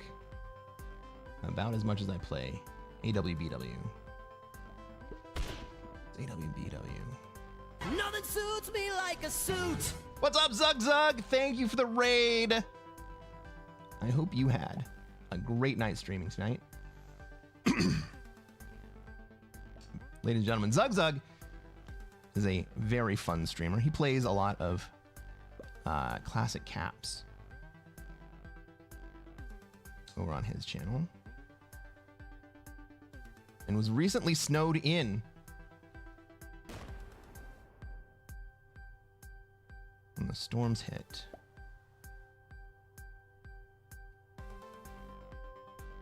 And got a very interesting piece of artwork. I think I still put into Europe here. White Knight says, hey, Cresquin and Conquistadors. Let's go. Conquistadors. I like that name. Did you notice that that's the name that I put on my Discord? Did you guys know? Did you guys know that I have a Discord that will notify you every single time you end up or every time I stream, I post a note, or I guess it's automatically posted, about an hour before the stream starts.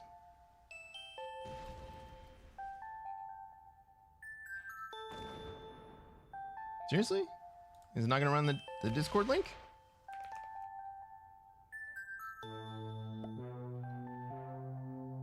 There's that one. How about... Yeah, there we go. Plus, we go hang out. Talk about random stuff that's just fun.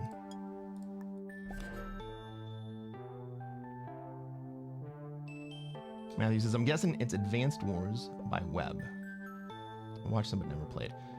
Is Advanced Wars by Web a Risk clone? Or is it a different game entirely?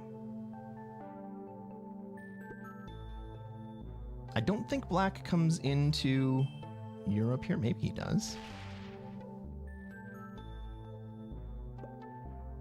I'm still in a much better position than Black in Europe.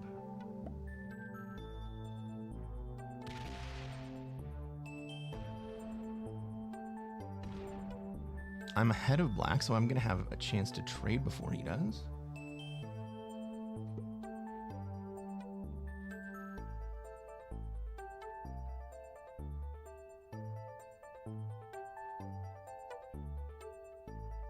I mean, he could come hard at me. What do we think Black's doing here? We got the bot, right? Purple is in North America pretty hard.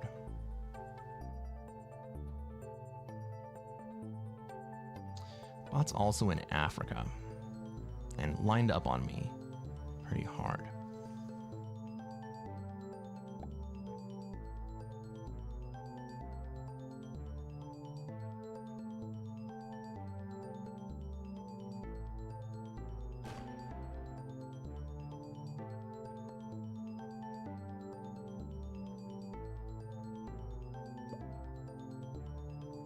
What did we say? 5v4? Sure do. Alright. Well, that sucks. I'm still not dead. But I'm sure not in a great way.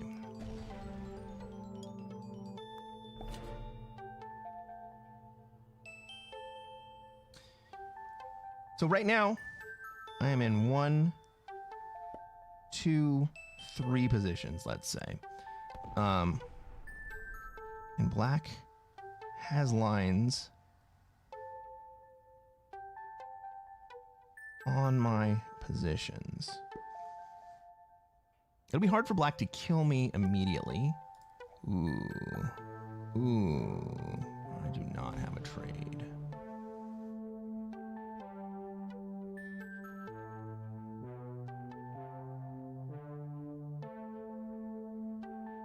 That actually helps me out quite a bit.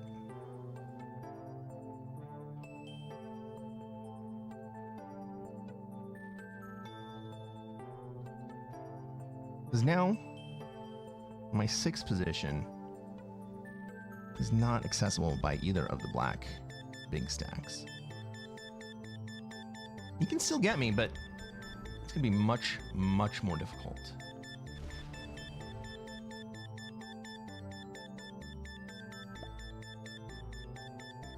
Do we think Black is moving over into North America? It could be. Let's take a look at Red. Red's got South America. They're moving up into NA. They have the Japan stack that we shouldn't forget about.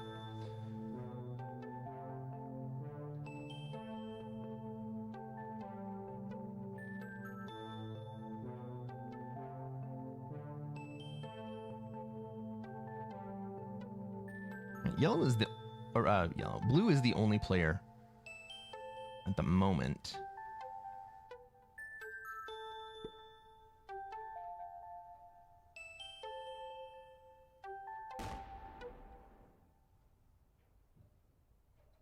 that has kind of stabilized.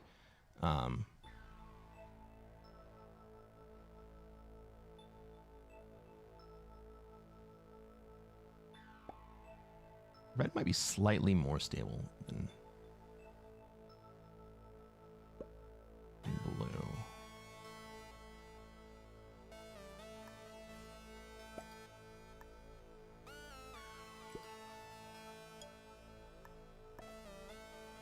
So the pink 4 in Ukraine actually insulates me a little bit from black.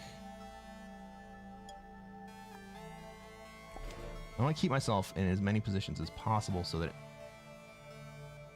makes it that much more difficult for anyone to be able to kill me.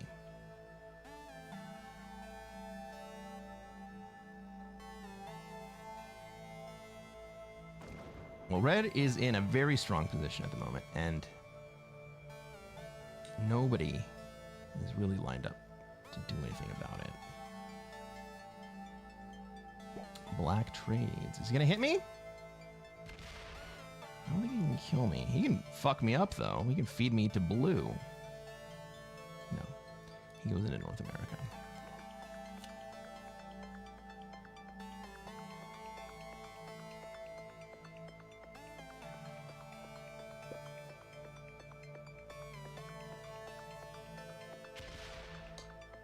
Blue doesn't trade here. Okay. They go to 5 cards.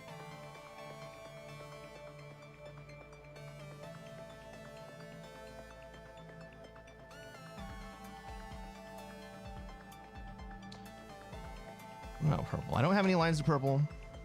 I don't have any lines to purple. I can't get to the North America position. Black is too big for me to do anything against.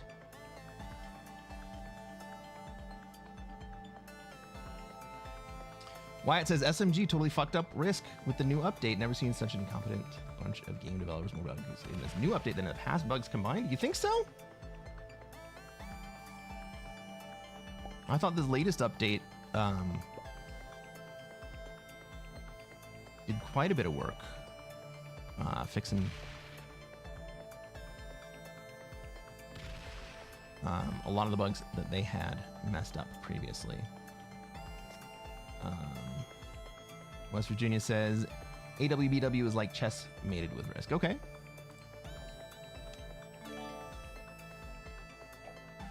Wyatt says you forgot to mention one skill.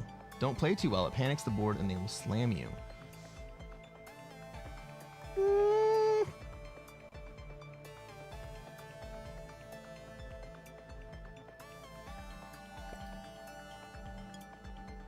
Yes and no. I don't think that playing too well is actually the trigger of slams for the most part. Wyatt says chess skills. Mindset helps. Chess skills. Mindset helps with Risk, but randomness of Risk will frustrate the hell out of chess players. I agree with that. A lot of psychology going on in Risk. Yep. Wyatt says, good to see Cresquin still the king of classic streaming. Thank you, sir. I think Black's waiting for you to take Europe before he hits you. Yeah, I think you're probably right.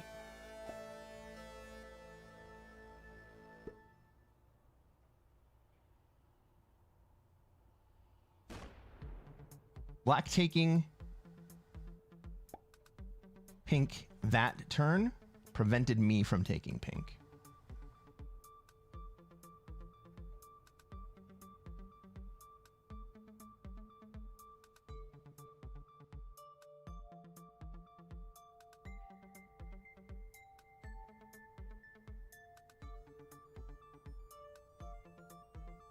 Ooh, blue only gets more trade.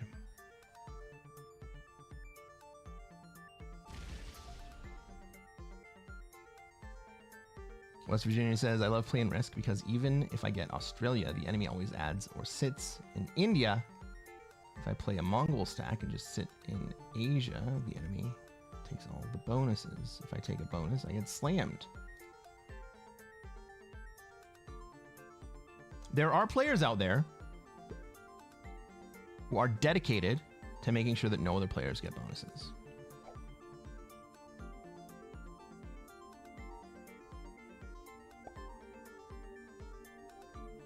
I would say that that's generally the exception. I mean, that's very new players that do that.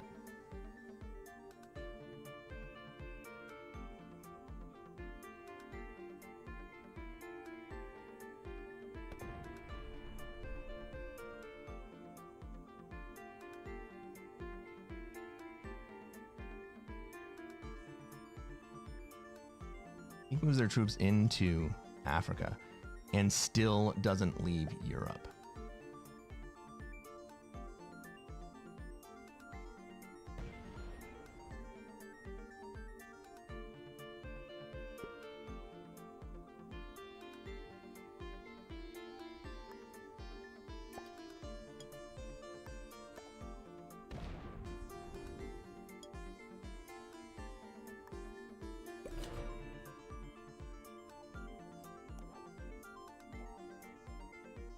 Pink's on 3 cards, blue's on 3 cards.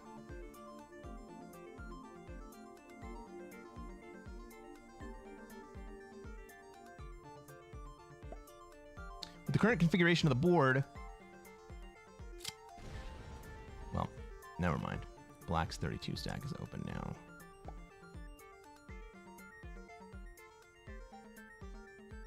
I was gonna say I'm considering killing pink this turn, but I don't think that's going to happen.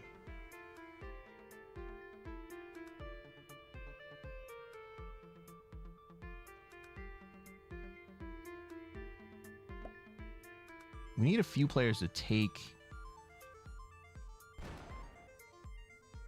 some swings at the bot and not be worried about feeding the bot to other players. As Virginia says, I always play with new players who love to add in the bonus I'm gifted or love to slam me. I swear, when I play Risk, my name might as well be Target. So you got to play around those players.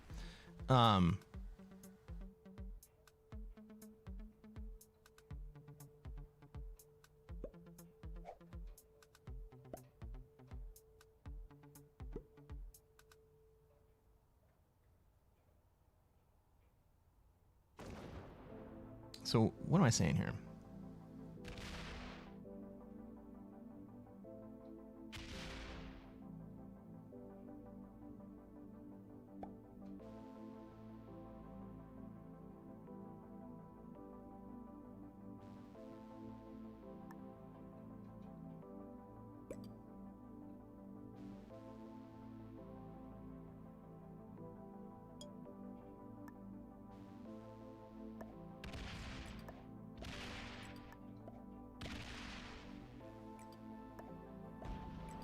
$18 v $18. Jesus Christ. These fucking dice, everybody.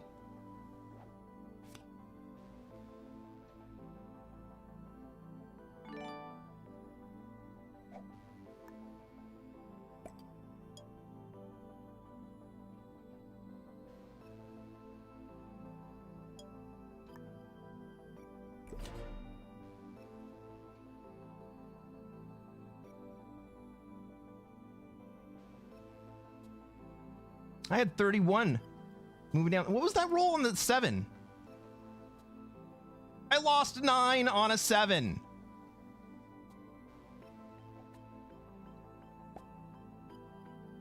Fucking A, man.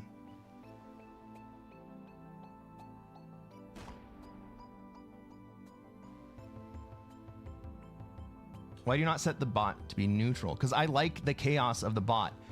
What I don't like is when the bot spawns as a bot.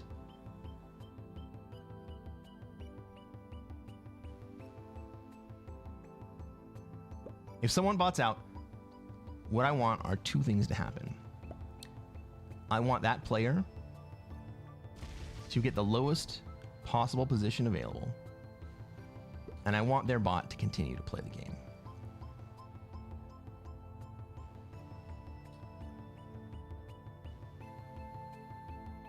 What I don't want is for, in a lobby that is set up for 6 players, when somebody fails to ready up. All right, is blue gonna kill me here? No. Cool. When a player fails to ready up,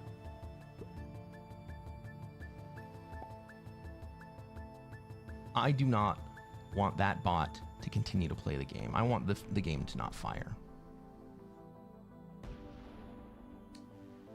But sometimes the bot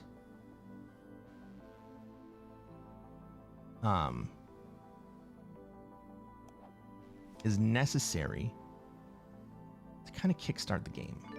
When people are not really willing to do anything in service of the game,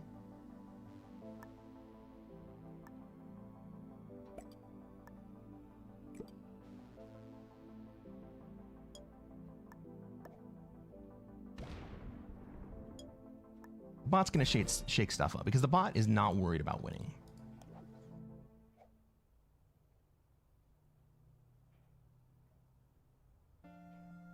West Virginia says, I mean, it comes down to enjoying watching Risk while not enjoying playing Risk. That's too bad.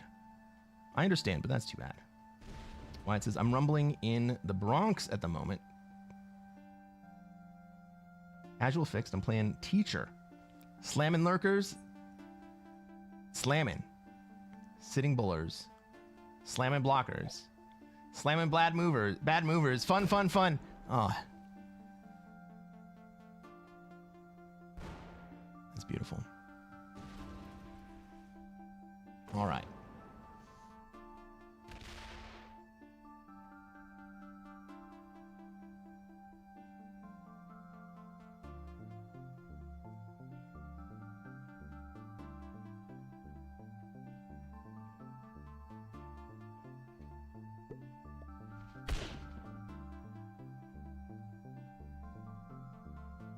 So Red basically says, fine by me. You can have your bonus.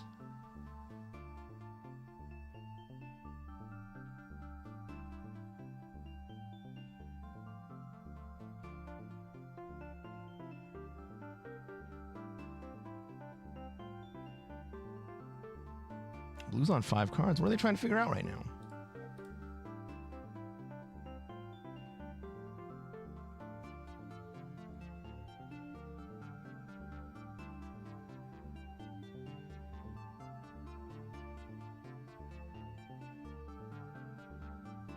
That looks like blue.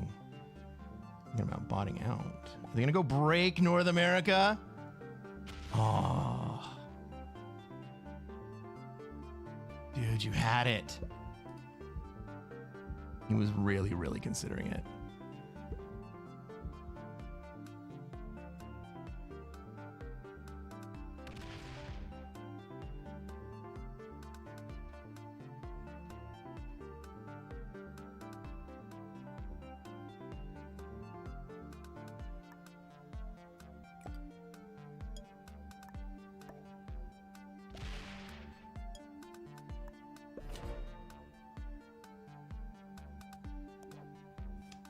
All right.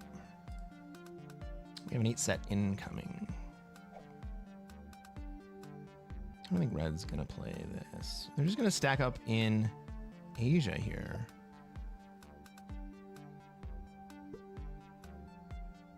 Red has a pretty significant lead at the moment.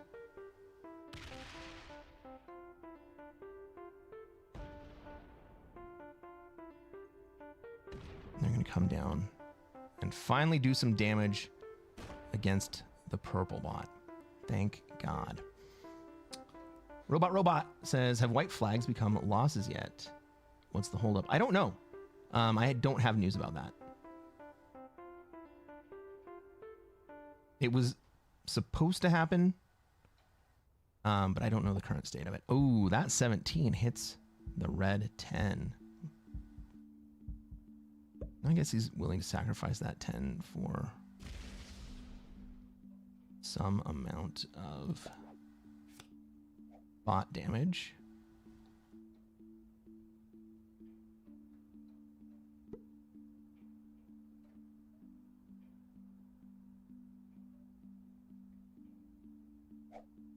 Blue takes another big trade.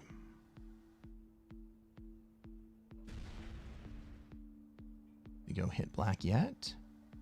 Nope, not yet.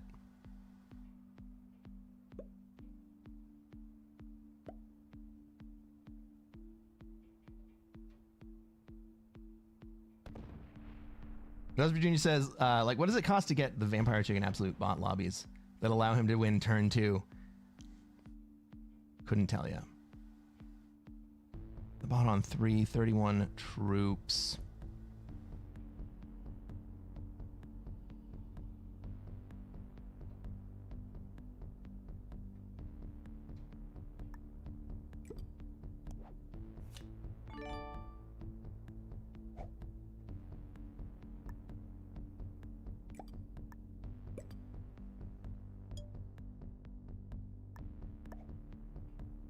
Someone's going to kill the bot, or at least do some damage to the bot this turn.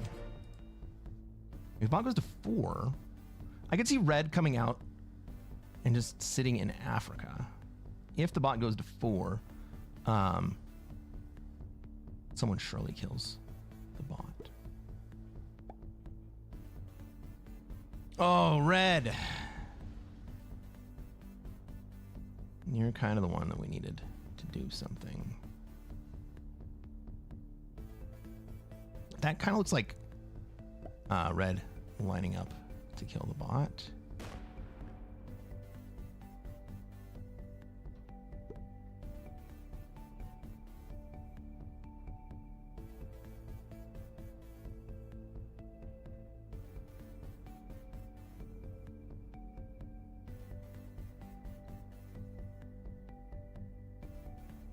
I'm not in an amazing spot right now.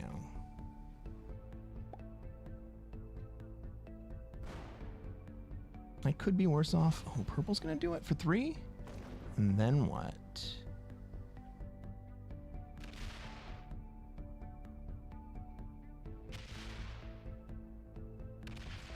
Gonna take Africa and then go back home to Australia.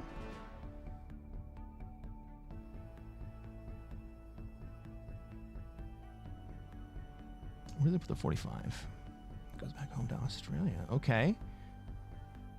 Well, this is interesting because now I can take my bonus. And maybe black tries to stop me.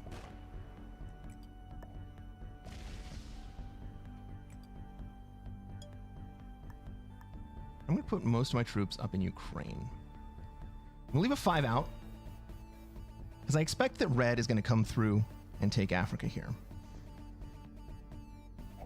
Maybe red comes to break me. Maybe red lets blue hold.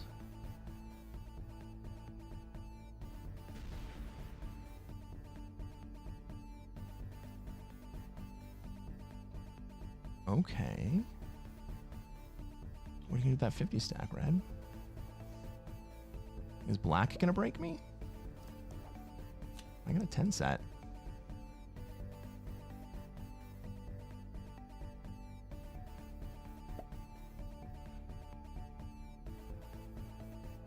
We have some tension over who has the most generation.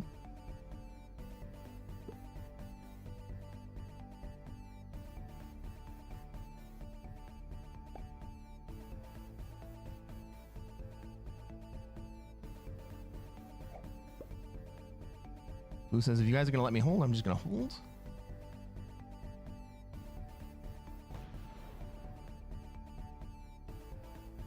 I'm sure he didn't expect to hold that turn.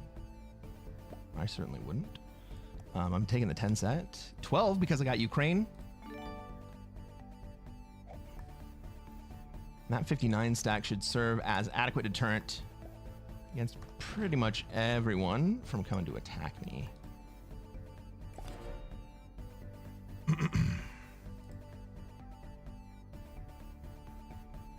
Wyatt says, 2 places I don't tolerate squatters, Middle East and Ural.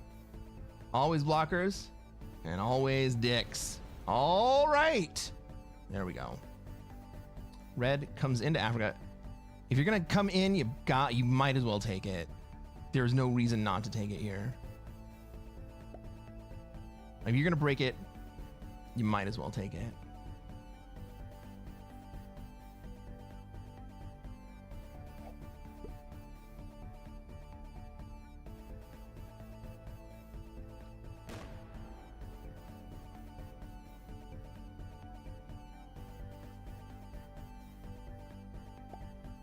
All right, so I got to be careful here not to eliminate access from my 59 stack into North America.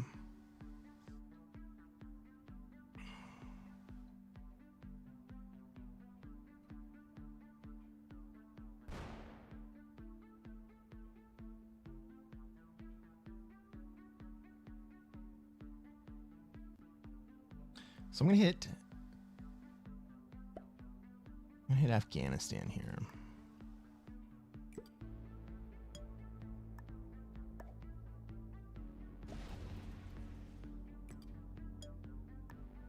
That preserves my access to the entire board.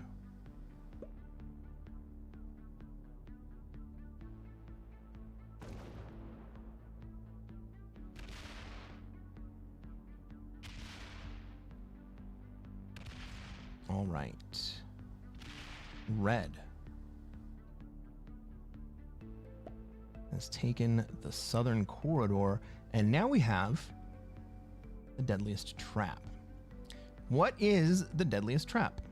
Well, the deadliest trap happens when we have...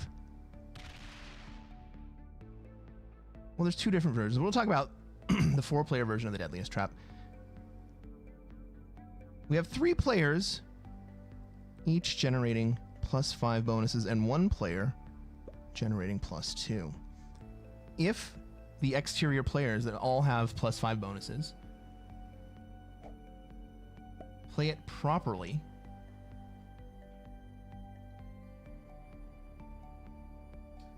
the player in Australia only generating +2 should lose the game every time.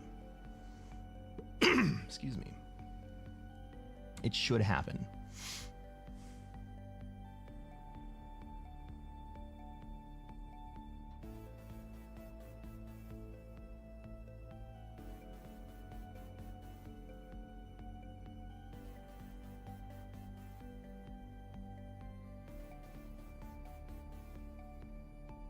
I guess I still have a long path if I open up this 3. If I open up Ural. If I take Siberia, rather. I can still come through Ural in China if I have to.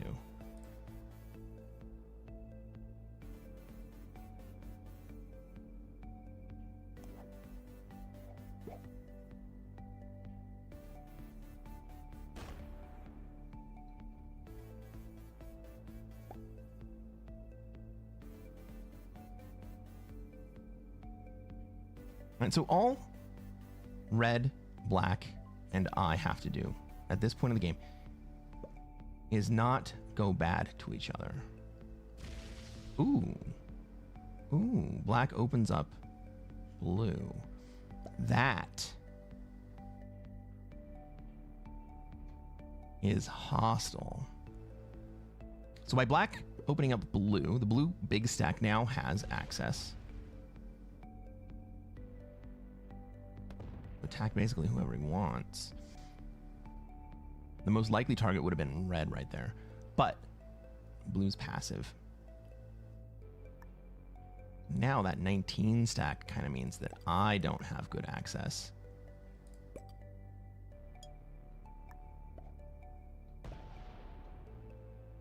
The black side of the board. Black may break me here. If he does, it'll be the end of his game. And I mean, it'll push the game forward, but like I will go smash black if he breaks me. Who's going to be the first kill? That's a great question.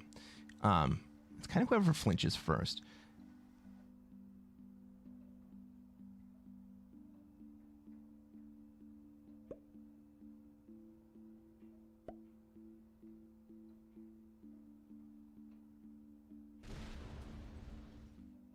Based on the way that black is guarding North America, we can kind of deduce that he's not all that great.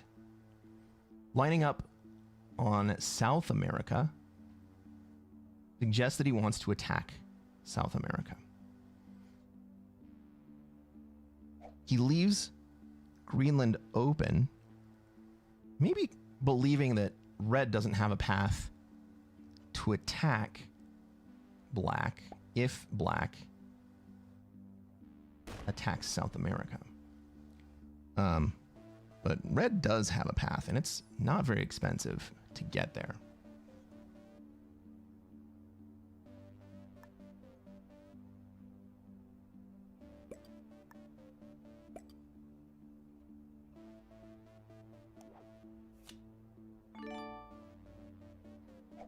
Maybe I shouldn't have taken the trade that turn. But I'm going to move my 5 out of... I lose 3 or 5 either way.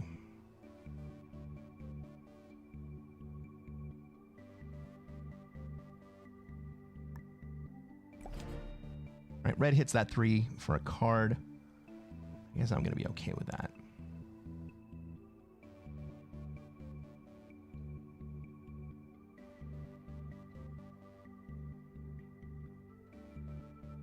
I would rather he hit the 3 than hit the 5 in retaliation against black. So ultimately, I'm okay with this.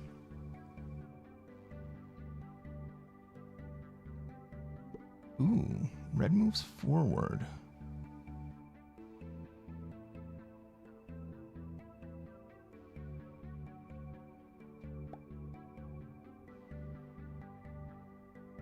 No, red just single stacks in order to be able to retaliate against black here.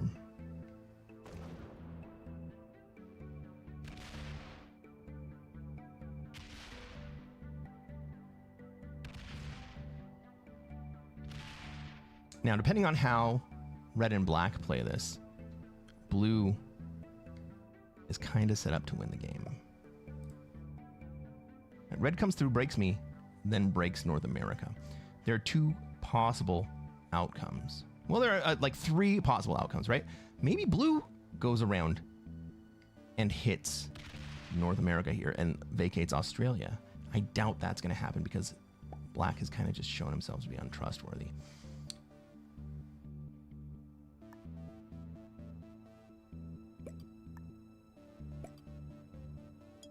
Anyway, we cut it.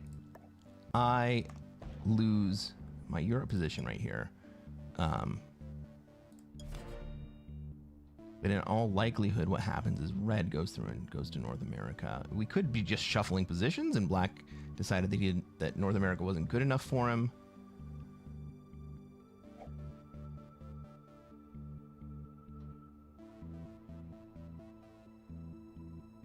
But red kind of needs to do something here. Ooh, he's not going to do anything. Oh, he's going to go up through the top side into North America without breaking me. Oh, I love you so much. Thank you, red. Who's going to be the black kill? Who's going to be the first kill? Either black or red.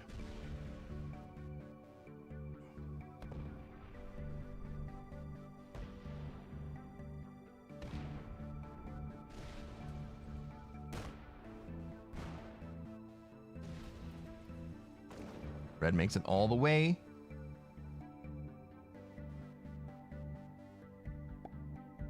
And then guards at the top. Well, now black gets to decide if he just wanted to shuffle or if he wants to really cause everyone way too much trouble.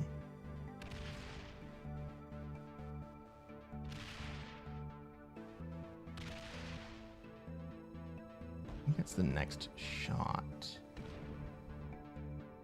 Blue does. Blue gets to kill both black and red here.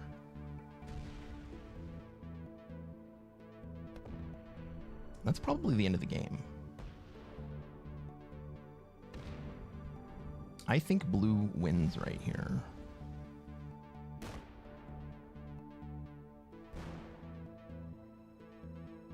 Because I am not exactly strong enough to end both.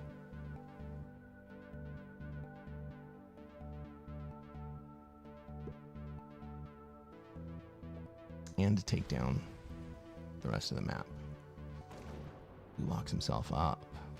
Okay, he's only going to take the red kill?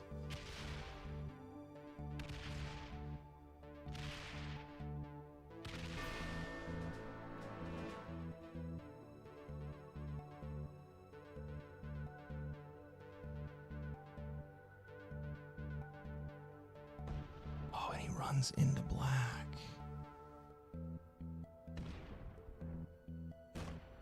Okay, where does that 70 stat go?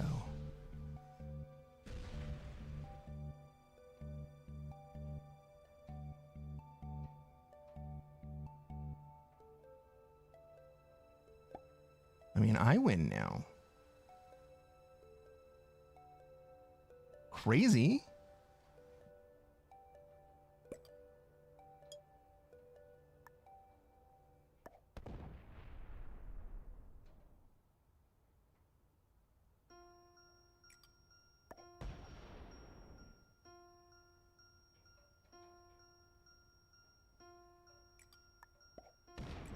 This is Sparta!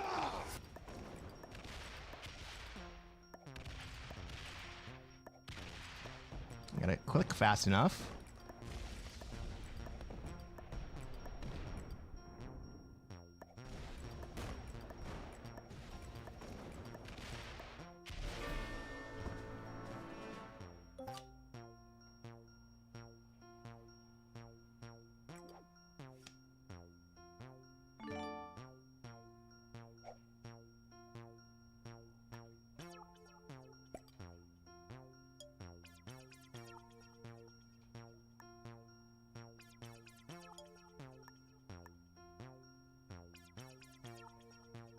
Oh, not there. Here.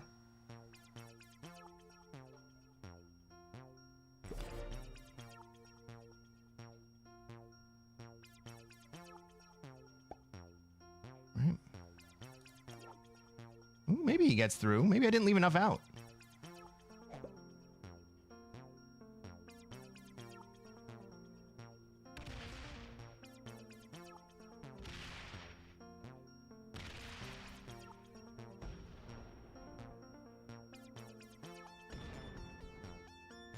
Where's the 73 stack go?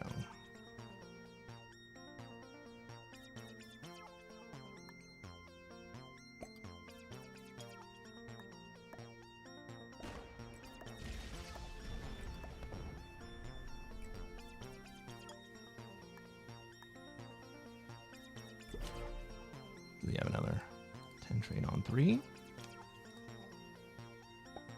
No. He's got a 4 trade on 3, and he's not going to take a card. 10v16, does it land? Nope.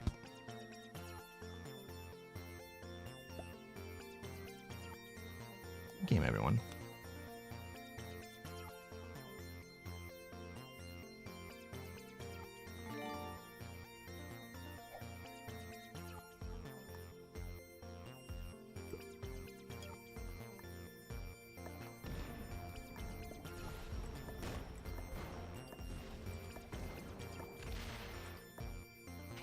Let's freaking go, everybody. Hey.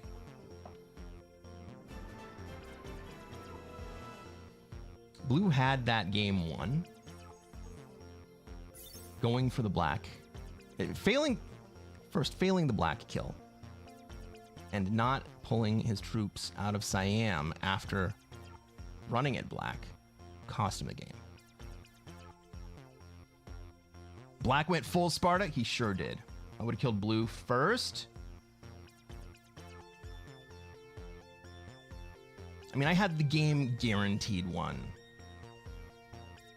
by locking blue in Siam. What's up, Double Dizzle? Hey, if you're watching on YouTube and you haven't done so already, you might as well reach down and hit that like button. You made it to the end of the game. Let's take a look at all the players' ranks in this game. We got 3 intermediates and an expert. Good game, everybody. We had 1 player spawn as a bot. That sucks, but I think the bot ended up losing first. The black player... Maybe the black player thought that I was going to go take a run at blue. And honestly, if blue had not locked off his own stack, my only play would have been to go run at blue, and it would have given black an actual like fighting chance. Or I could have just done nothing and let blue. Well, what would have done? What would have happened if I had done nothing? Well, blue didn't have a single stack that was big enough. He could have double tapped me. I don't think blue was sophisticated enough to come double tap me. So I just end up with the big stack. And I think at that point, I'd probably just break black and leave him weak. Then black and I go to war. Then I probably end up having to kill black and then using the rest of my troops, running them into blue and hoping that I get good dice.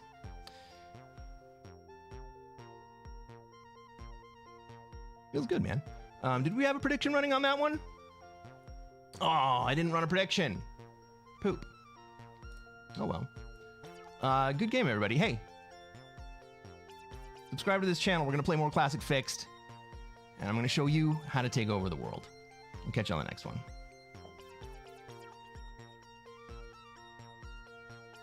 4 for 4? Is that 4 games? I think that's 3 games, right? I think that's 3 for 3. I think I was wrong last time.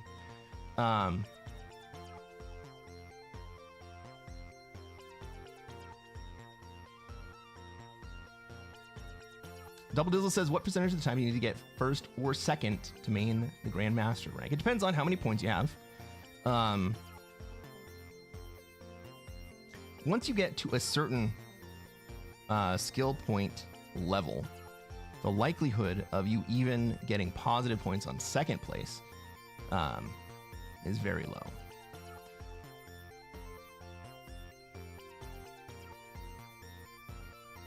It depends on what your other placements are. So for me, let's just take this game for example, right? I gained about 1,000 rank points for a win. If I were to take 6th place, I would lose about 2,400. If I were to take 5th place, I would lose about 1,800. I take 4th place, I end up probably losing 800. If I take 3rd place, I lose about 400. If I take 2nd place, I might gain 100. And so the real thing that you need to do is not end up in 5th or 6th place.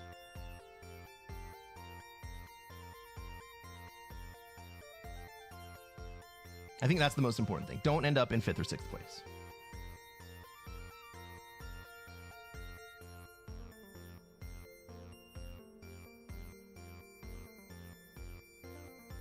Interesting incentives. Yeah.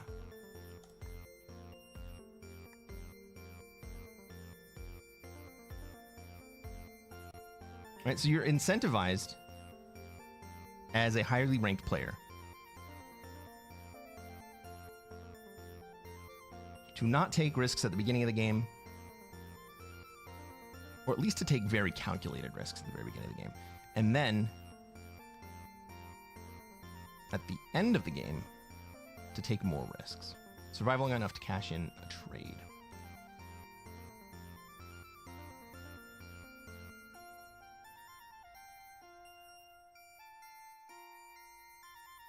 Yes, and you can engineer surviving long enough to cash in a trade, right? It's not chance. I mean, it's kind of chance, but there's also engineering that goes into it. Like the beginning of a classic fixed game is very similar to a prog game.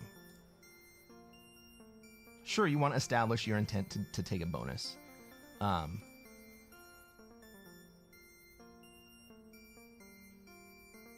it's also very important to make yourself difficult for anyone to kill should you end up not getting an early set.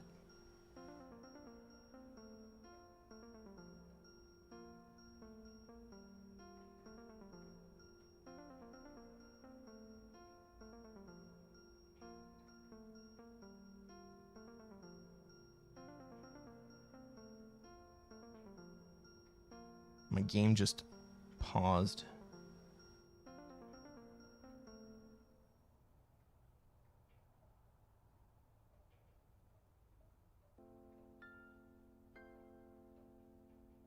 There's still the joining bug.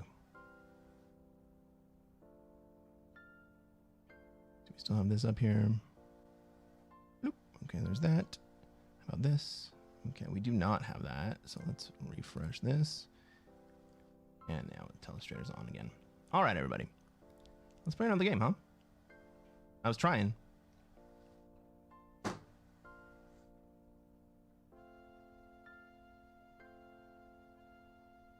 So if someone is lower ranked, does it mean they can get away with taking a bit more risk to try to get a higher finish? They will lose fewer points, but you don't know if you're higher ranked or lower ranked explicitly.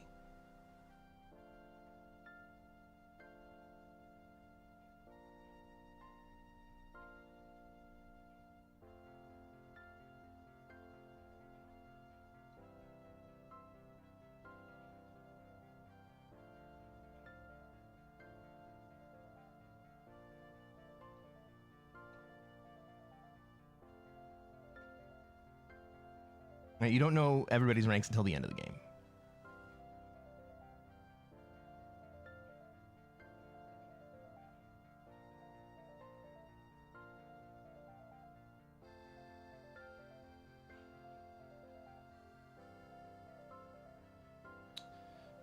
Double Dizzle says, I played for the first time in a few months the other day and was starting from novice rank. Yeah, you're going to rank up faster from novice rank than you are from higher ranks. The way that the game is scored is, imagine a 1v1 versus all of the other players in the lobby. And what you gain or lose depends on whether or not the other players place higher than you or lower than you, and then add those results all together. So if you, for instance, come in 6th place, you lose to the other 5 players. If you come in 1st place, then you defeat all of the other 5 players, and it adds skill points as if each one of the other players was doing a 1v1.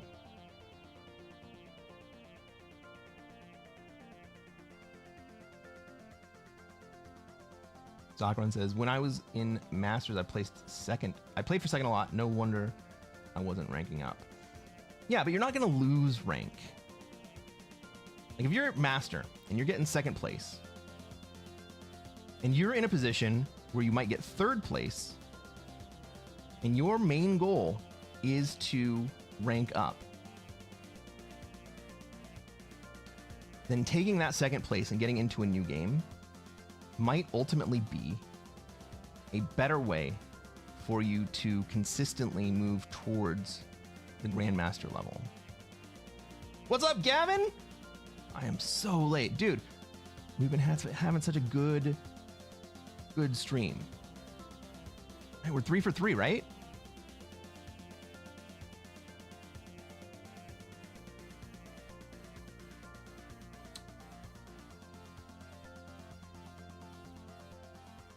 I think this might be the last game of the stream because we're going to go long tomorrow.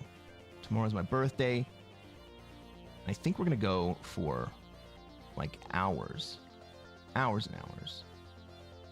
Been a very good stream. It has been.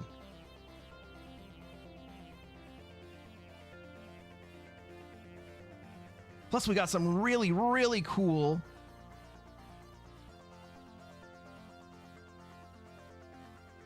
super chats on YouTube. That was a lot of fun.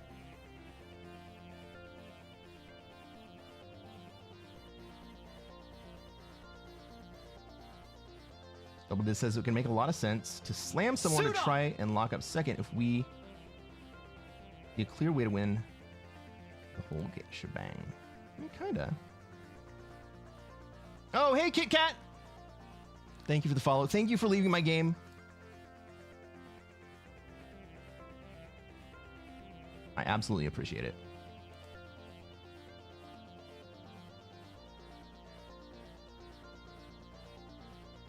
Hey, I'm glad you saw it and left. I was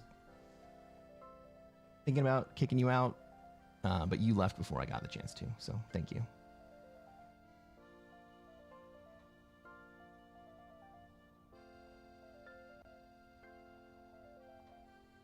I logged into your game by coincidence. I know.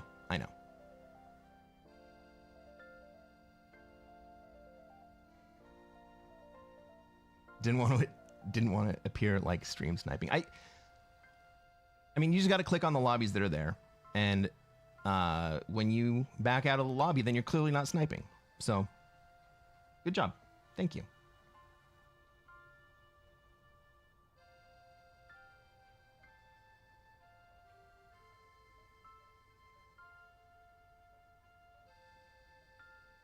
right back at you.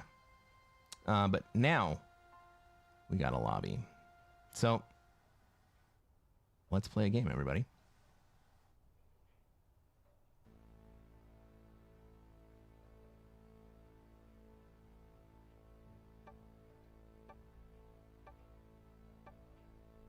Ladies and gentlemen, welcome to another episode of Cresquin Plays Classic Fixed. I'm Cresquin.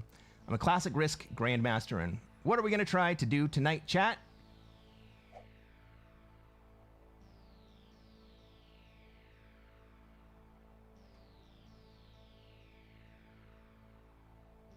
Try to take over the world. Thank you, Stockrun. That's exactly right. We're going to do the same thing we do every night. We're going to try to take over the world. Let's take a look at this map. Let's see where we have troops, where everybody else has troops, where they're going to want to be and where we're going to be allowed to be. Pink is a bot. Pink Dakota Ballon has failed to ready up. This looks like a Europe spawn for me. Pink is our bot. Pink is in mainly North America and South America. But they put troops. They put troops into Australia. Fun times. Taking rough swings at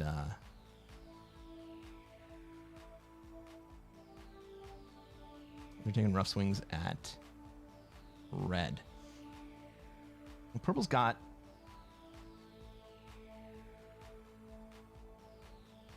Purple's gonna have a tough time taking Australia this turn.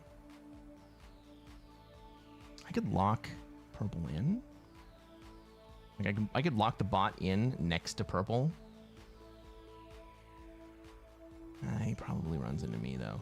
I don't love yellow putting into Europe because that's where I am. So we're gonna go ahead and discourage that real fast.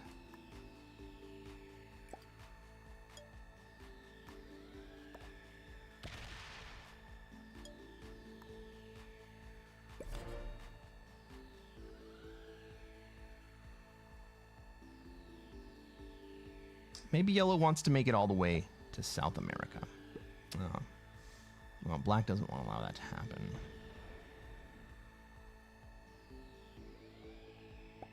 Who says Europe? Well, this says, man, not a fan of bot games. Neither am I. Neither am I.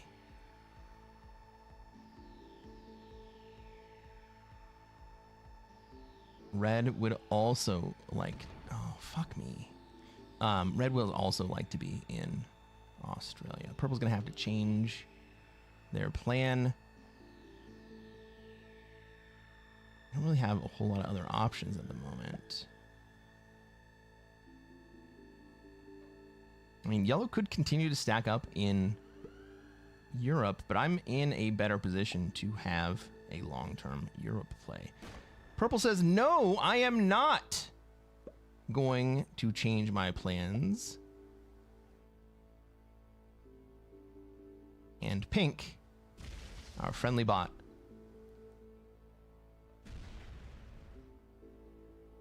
decides to make life a little bit more difficult for everybody in Australia. I mean, I could continue insisting on Europe here. Or we could start thinking about second wave Oz. Or I guess third wave Oz. Gavin says, double slamming someone to play for second is against fair play rules. Well, it depends on what you think is going to happen.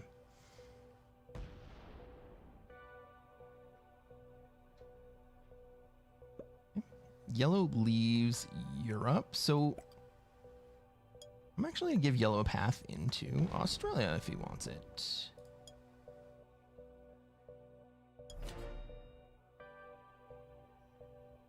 Double Dizzle says, it feels like having bots favors Australia too much in the longer game goes. It absolutely does. When there are bots in the lobby, Australia becomes OP.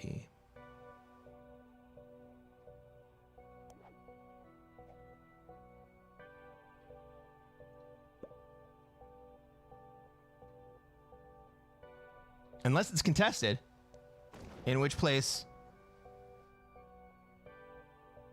everyone in Australia dies anyway. Red skips. And it's a bitch move?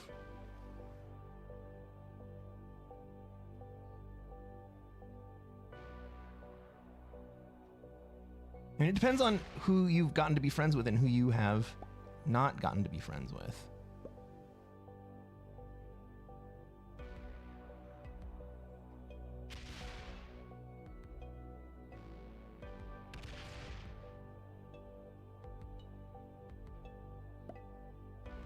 Right, in this situation, Australia sucks.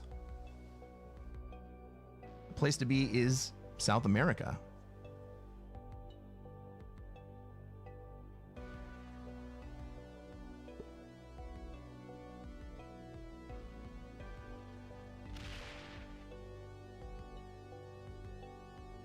Maybe you Classic Fix players view things differently than Caps players? Absolutely I do. 100% I view things differently than Caps players.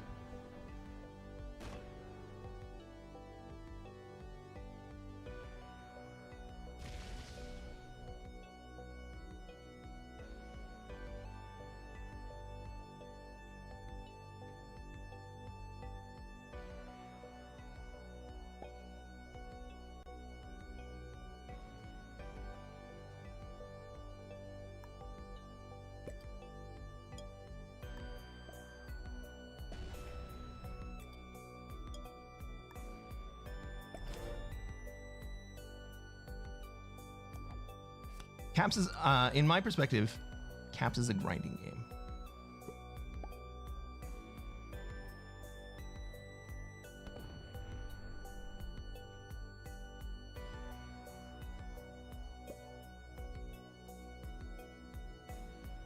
Everyone here is so weak. Europe game. It's looking that way.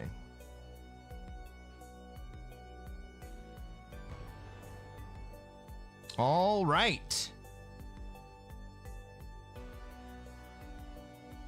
Red only has one card here.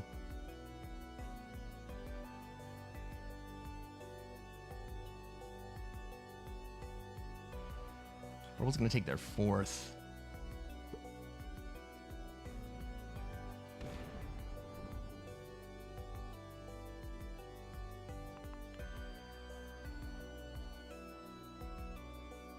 Am I the only one with lines on the purple kill?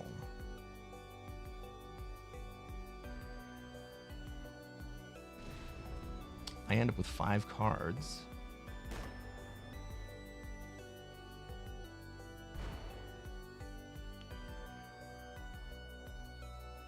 Am I at risk from anyone else coming at me?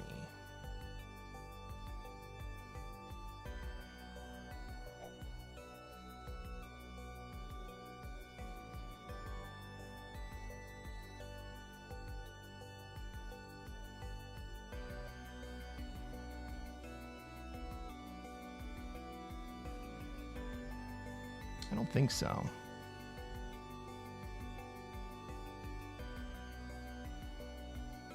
Yellow trades. Is Yellow trying to figure out if they have the purple kill? I don't think they quite do.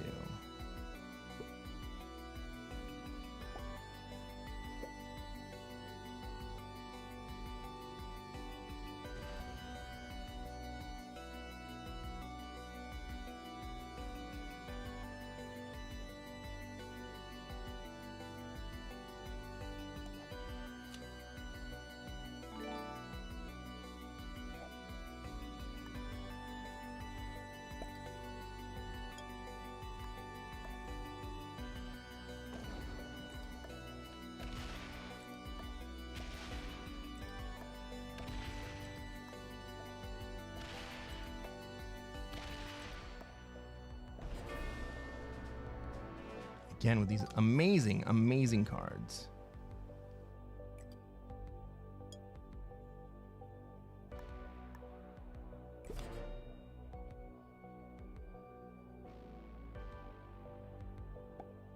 Yellow can just about kill me. How did I do on those? Lost 2 on a 3. Lost 1 on a 1. Lost 0. Lost 1. Lost 4 on the 8. It wasn't that bad.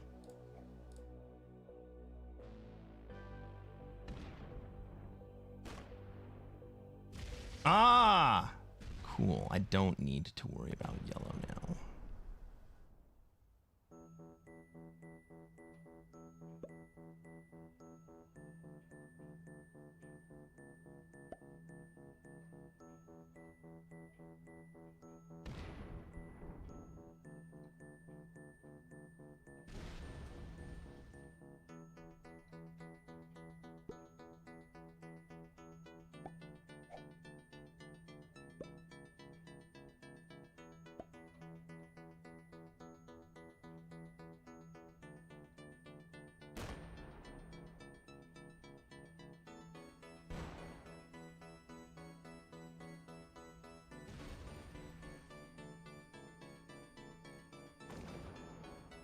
Honestly, I kind of feel like the yellow play is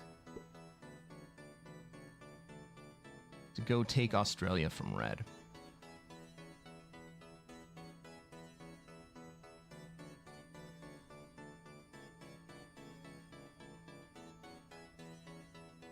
I actually think that would be a strong play.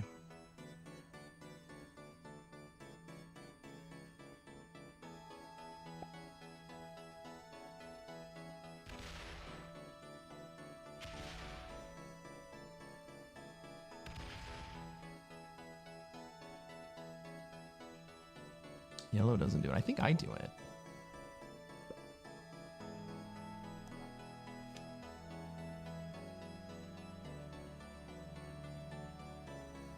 I want China because I'm going to go fuck up red right here.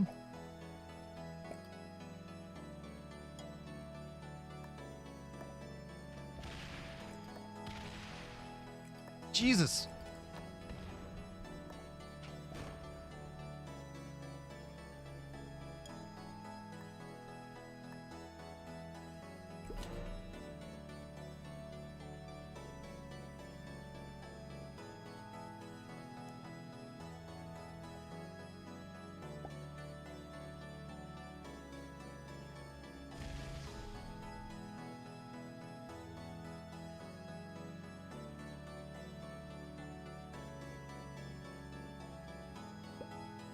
There's a small chance that pink comes to break me, but I don't think that happens.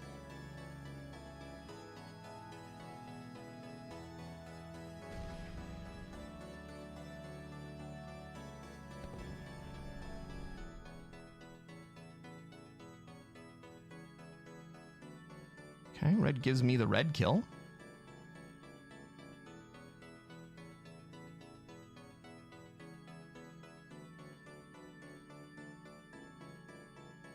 Four cards. I'm into it. Let's go.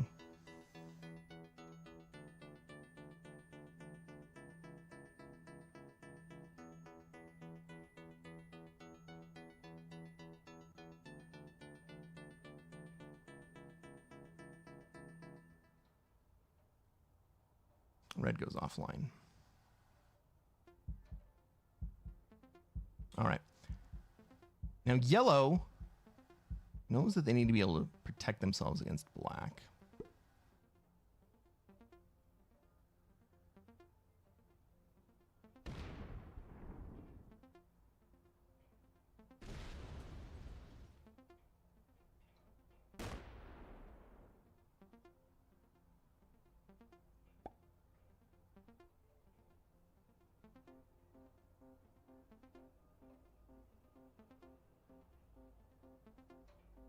I can still get the red kill. I just got to plan it properly, right? So I got to come from the top so that if I don't make it all the way back down, then my 12 stack can finish it. Or maybe I have a set and I don't have to worry about it. No, I don't. Yellow's going to take it.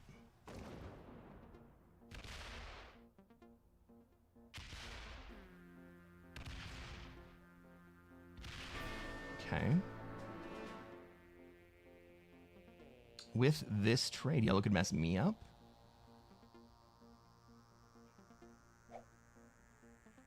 Or they can go back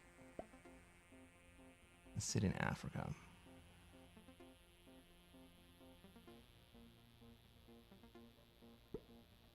And choose Africa. Cool.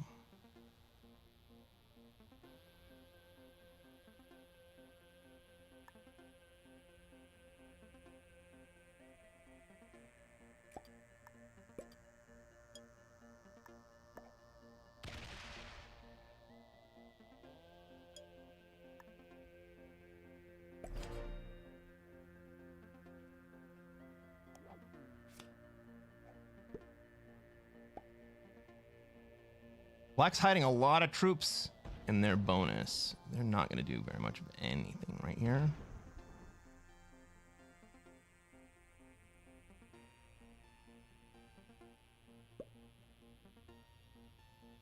We have ended up in Australia again.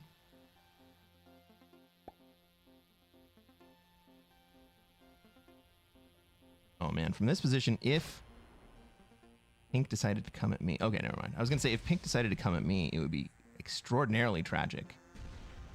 Because I wouldn't be able to have a path back into them.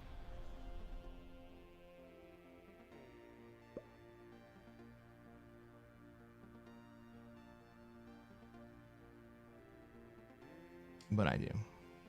It doesn't really matter because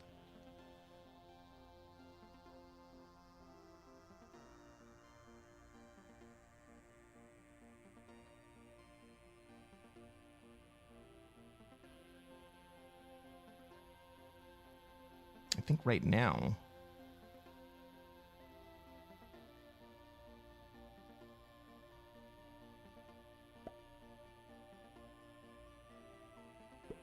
I think what I actually want to do is shore up my position.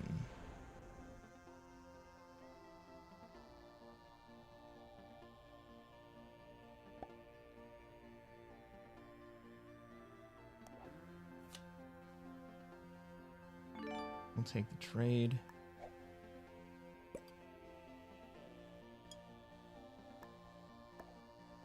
Move a little bit.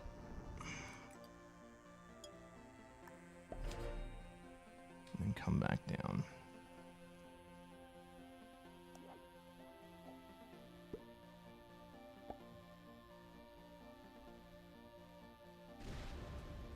Now, yellow could come through with that 17 and hit me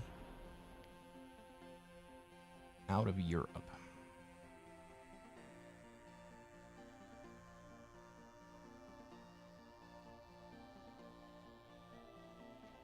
Yellow could just straight kill me. I really hate to lose this 3. I'm not a huge fan of losing that 1, but it could be worse.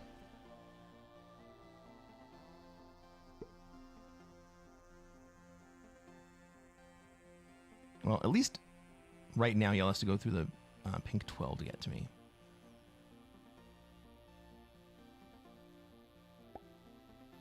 But he could remove me from Europe. Instead, yellow takes revenge on black. You hate to see it, ladies and gentlemen. Except when it's not against you.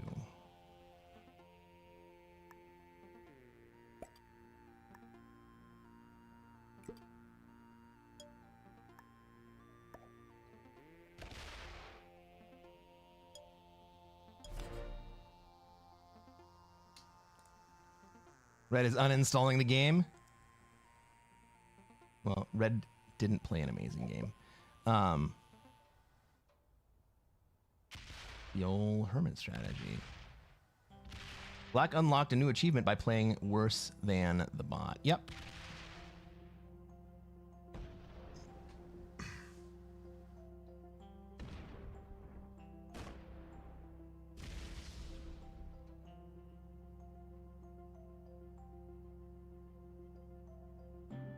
But right here, yellow doesn't have a whole lot of choice except to finish off black.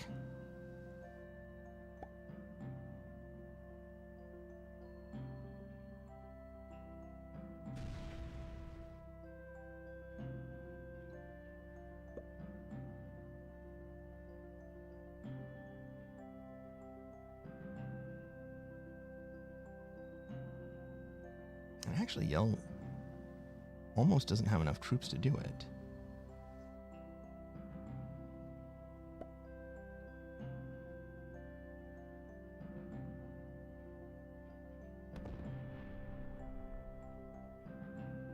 Well, what yellow could do here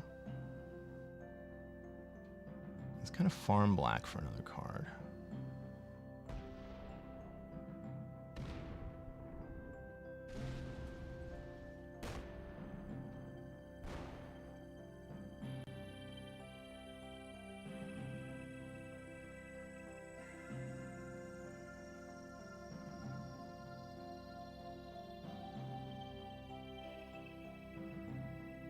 Pink hits. And does pink hit something here?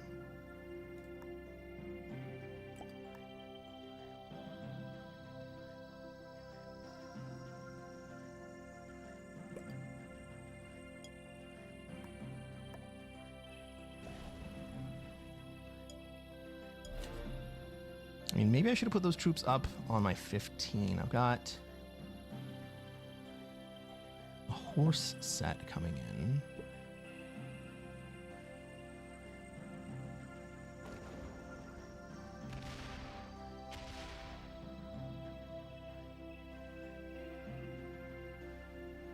Black opens up the back door. Yellow's gonna trade here. Pink trades here. This could be bad.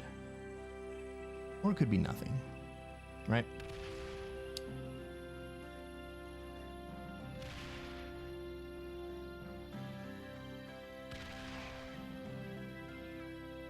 It's actually nothing for me.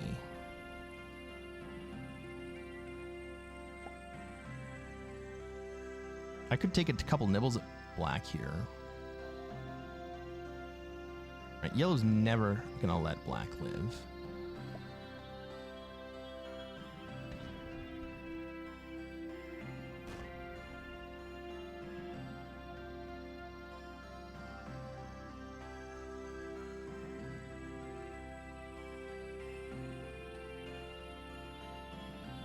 It's like, why don't I help yellow a little bit?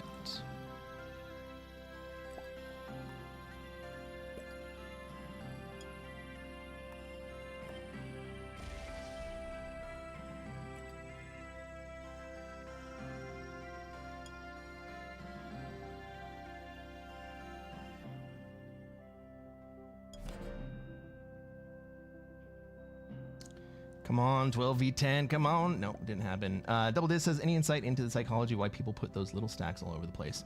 So in True Random, those little stacks can be very expensive to hit. I mean, in Standard, they can be very expensive to hit, but like, ooh, shit.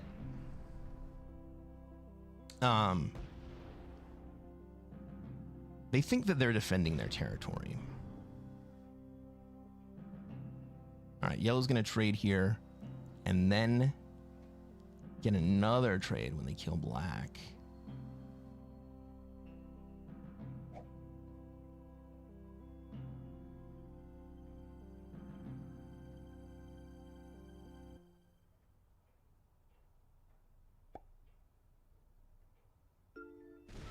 And I'm not actually in an amazing spot to attack yellow. I'm not in the worst spot in the world, but I'm not in an amazing spot. 11, 9, 8, 7 wins. Okay. We can get another trade.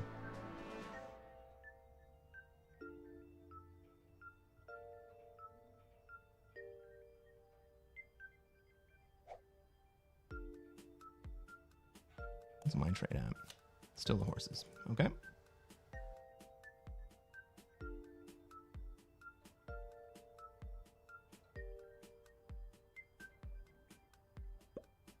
So my path is going to be this way and this way. All right, I kind of really got to fuck up yellow here. Brian Boitano do? What would Brian Boitano do? He'd kick a little ass or two. That's what Brian Boitano would do.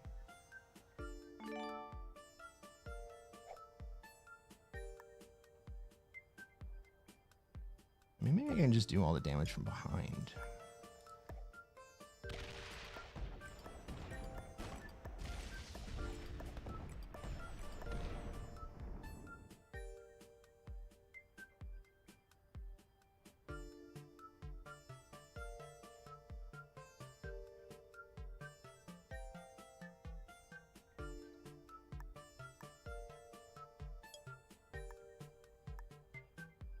White is going to trade here.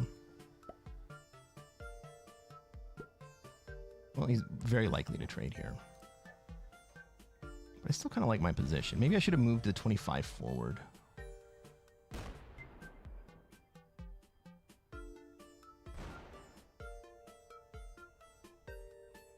So we also have to remember the bot spawned as a bot, so we don't have to worry too much about that for placement.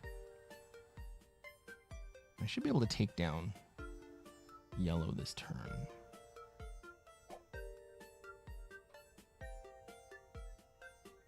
It really doesn't matter what yellow does here. And come up through on the backside and get me?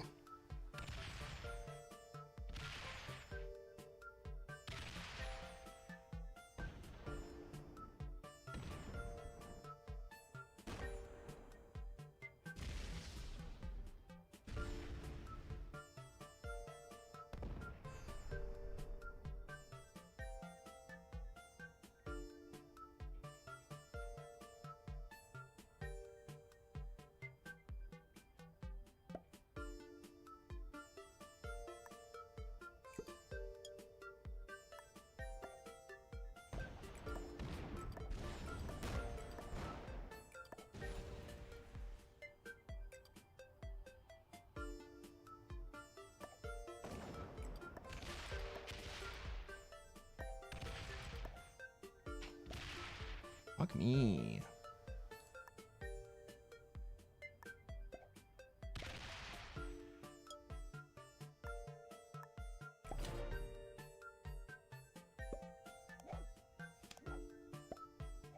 I have dudes.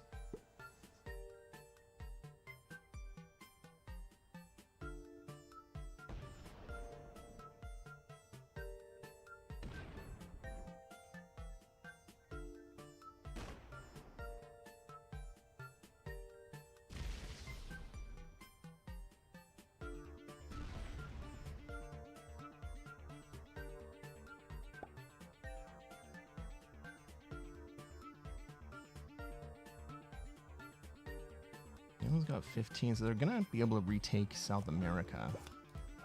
But I can take it right back again.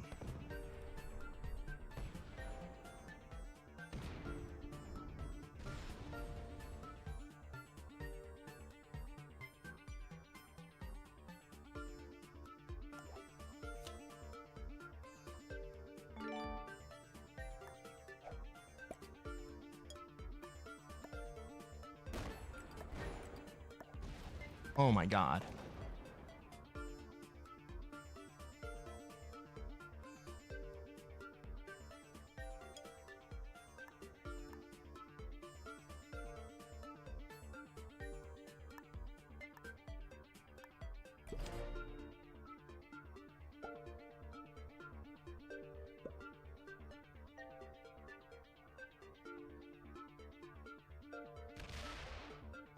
I'm gonna fucking lose this game. What?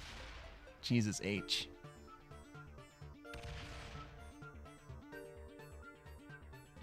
Bots hate me.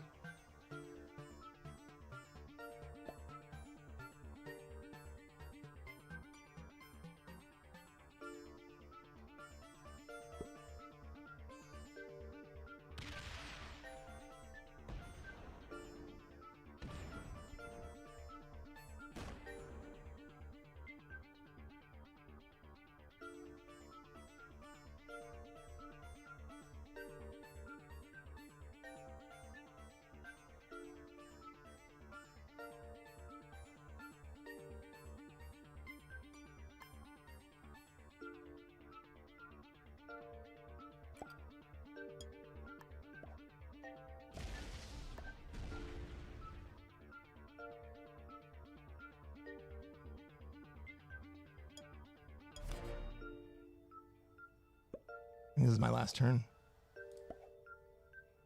This is definitely my last turn. Fuck.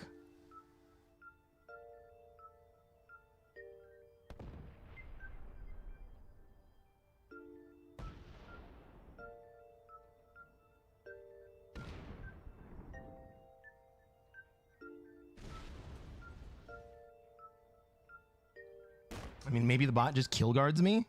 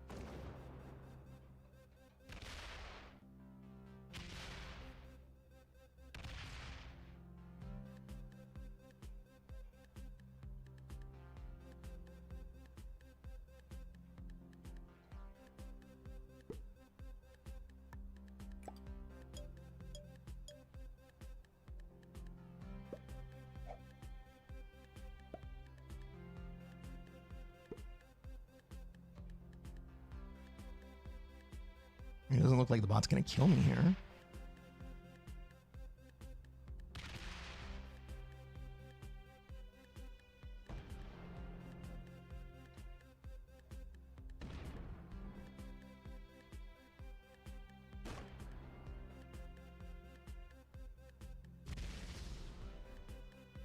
And the game right now is just outlast the bot.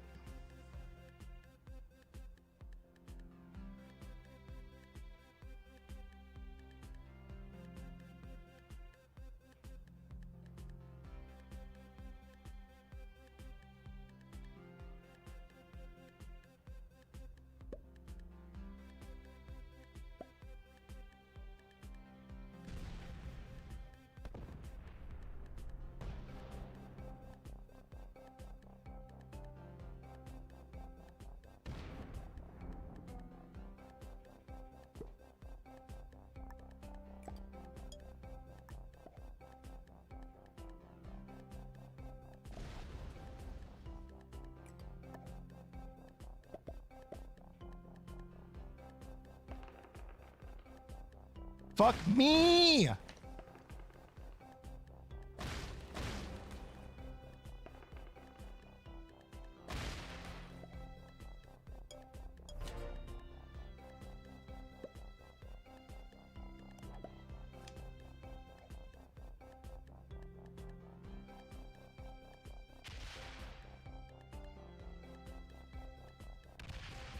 So why was it so important for me to hit Australia so many times? Because I needed the bot to get the fuck out of Oz.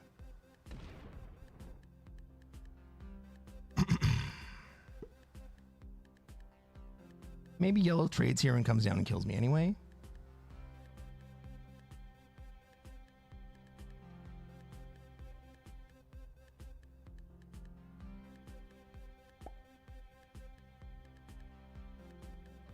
Right, yellow. Oh, he's not gonna make it. He's not gonna make it.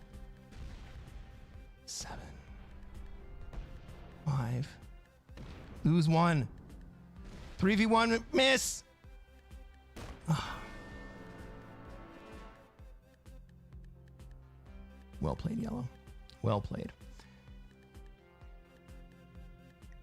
All right, everyone. If you haven't done so already, reach down.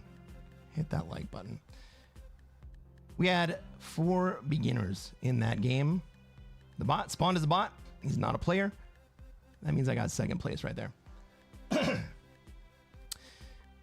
That is going to be the last game of the stream. I'm going to be back tomorrow. We're going to do a long one. It's going to be my birthday stream. I would love for everybody who's on YouTube right now, if you are not subscribed, subscribe to the channel. We're going to play more Classic Fix tomorrow, and I would love to see you here. If you are on Twitch and you haven't followed already, please follow me. Again, tomorrow we're going to play more Classic Fixed. And, you know, on YouTube, I am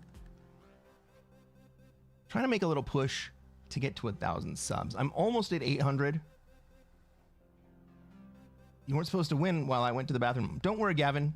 I did not. We got second place that game. But our trek towards GM on this account is only 4,000 skill points short.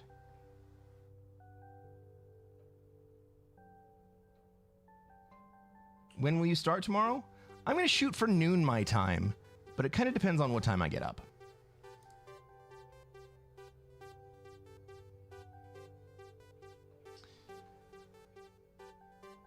Would you guys mind indulging me? It's a little tradition. Would you guys mind indulging me in me singing you guys a little song?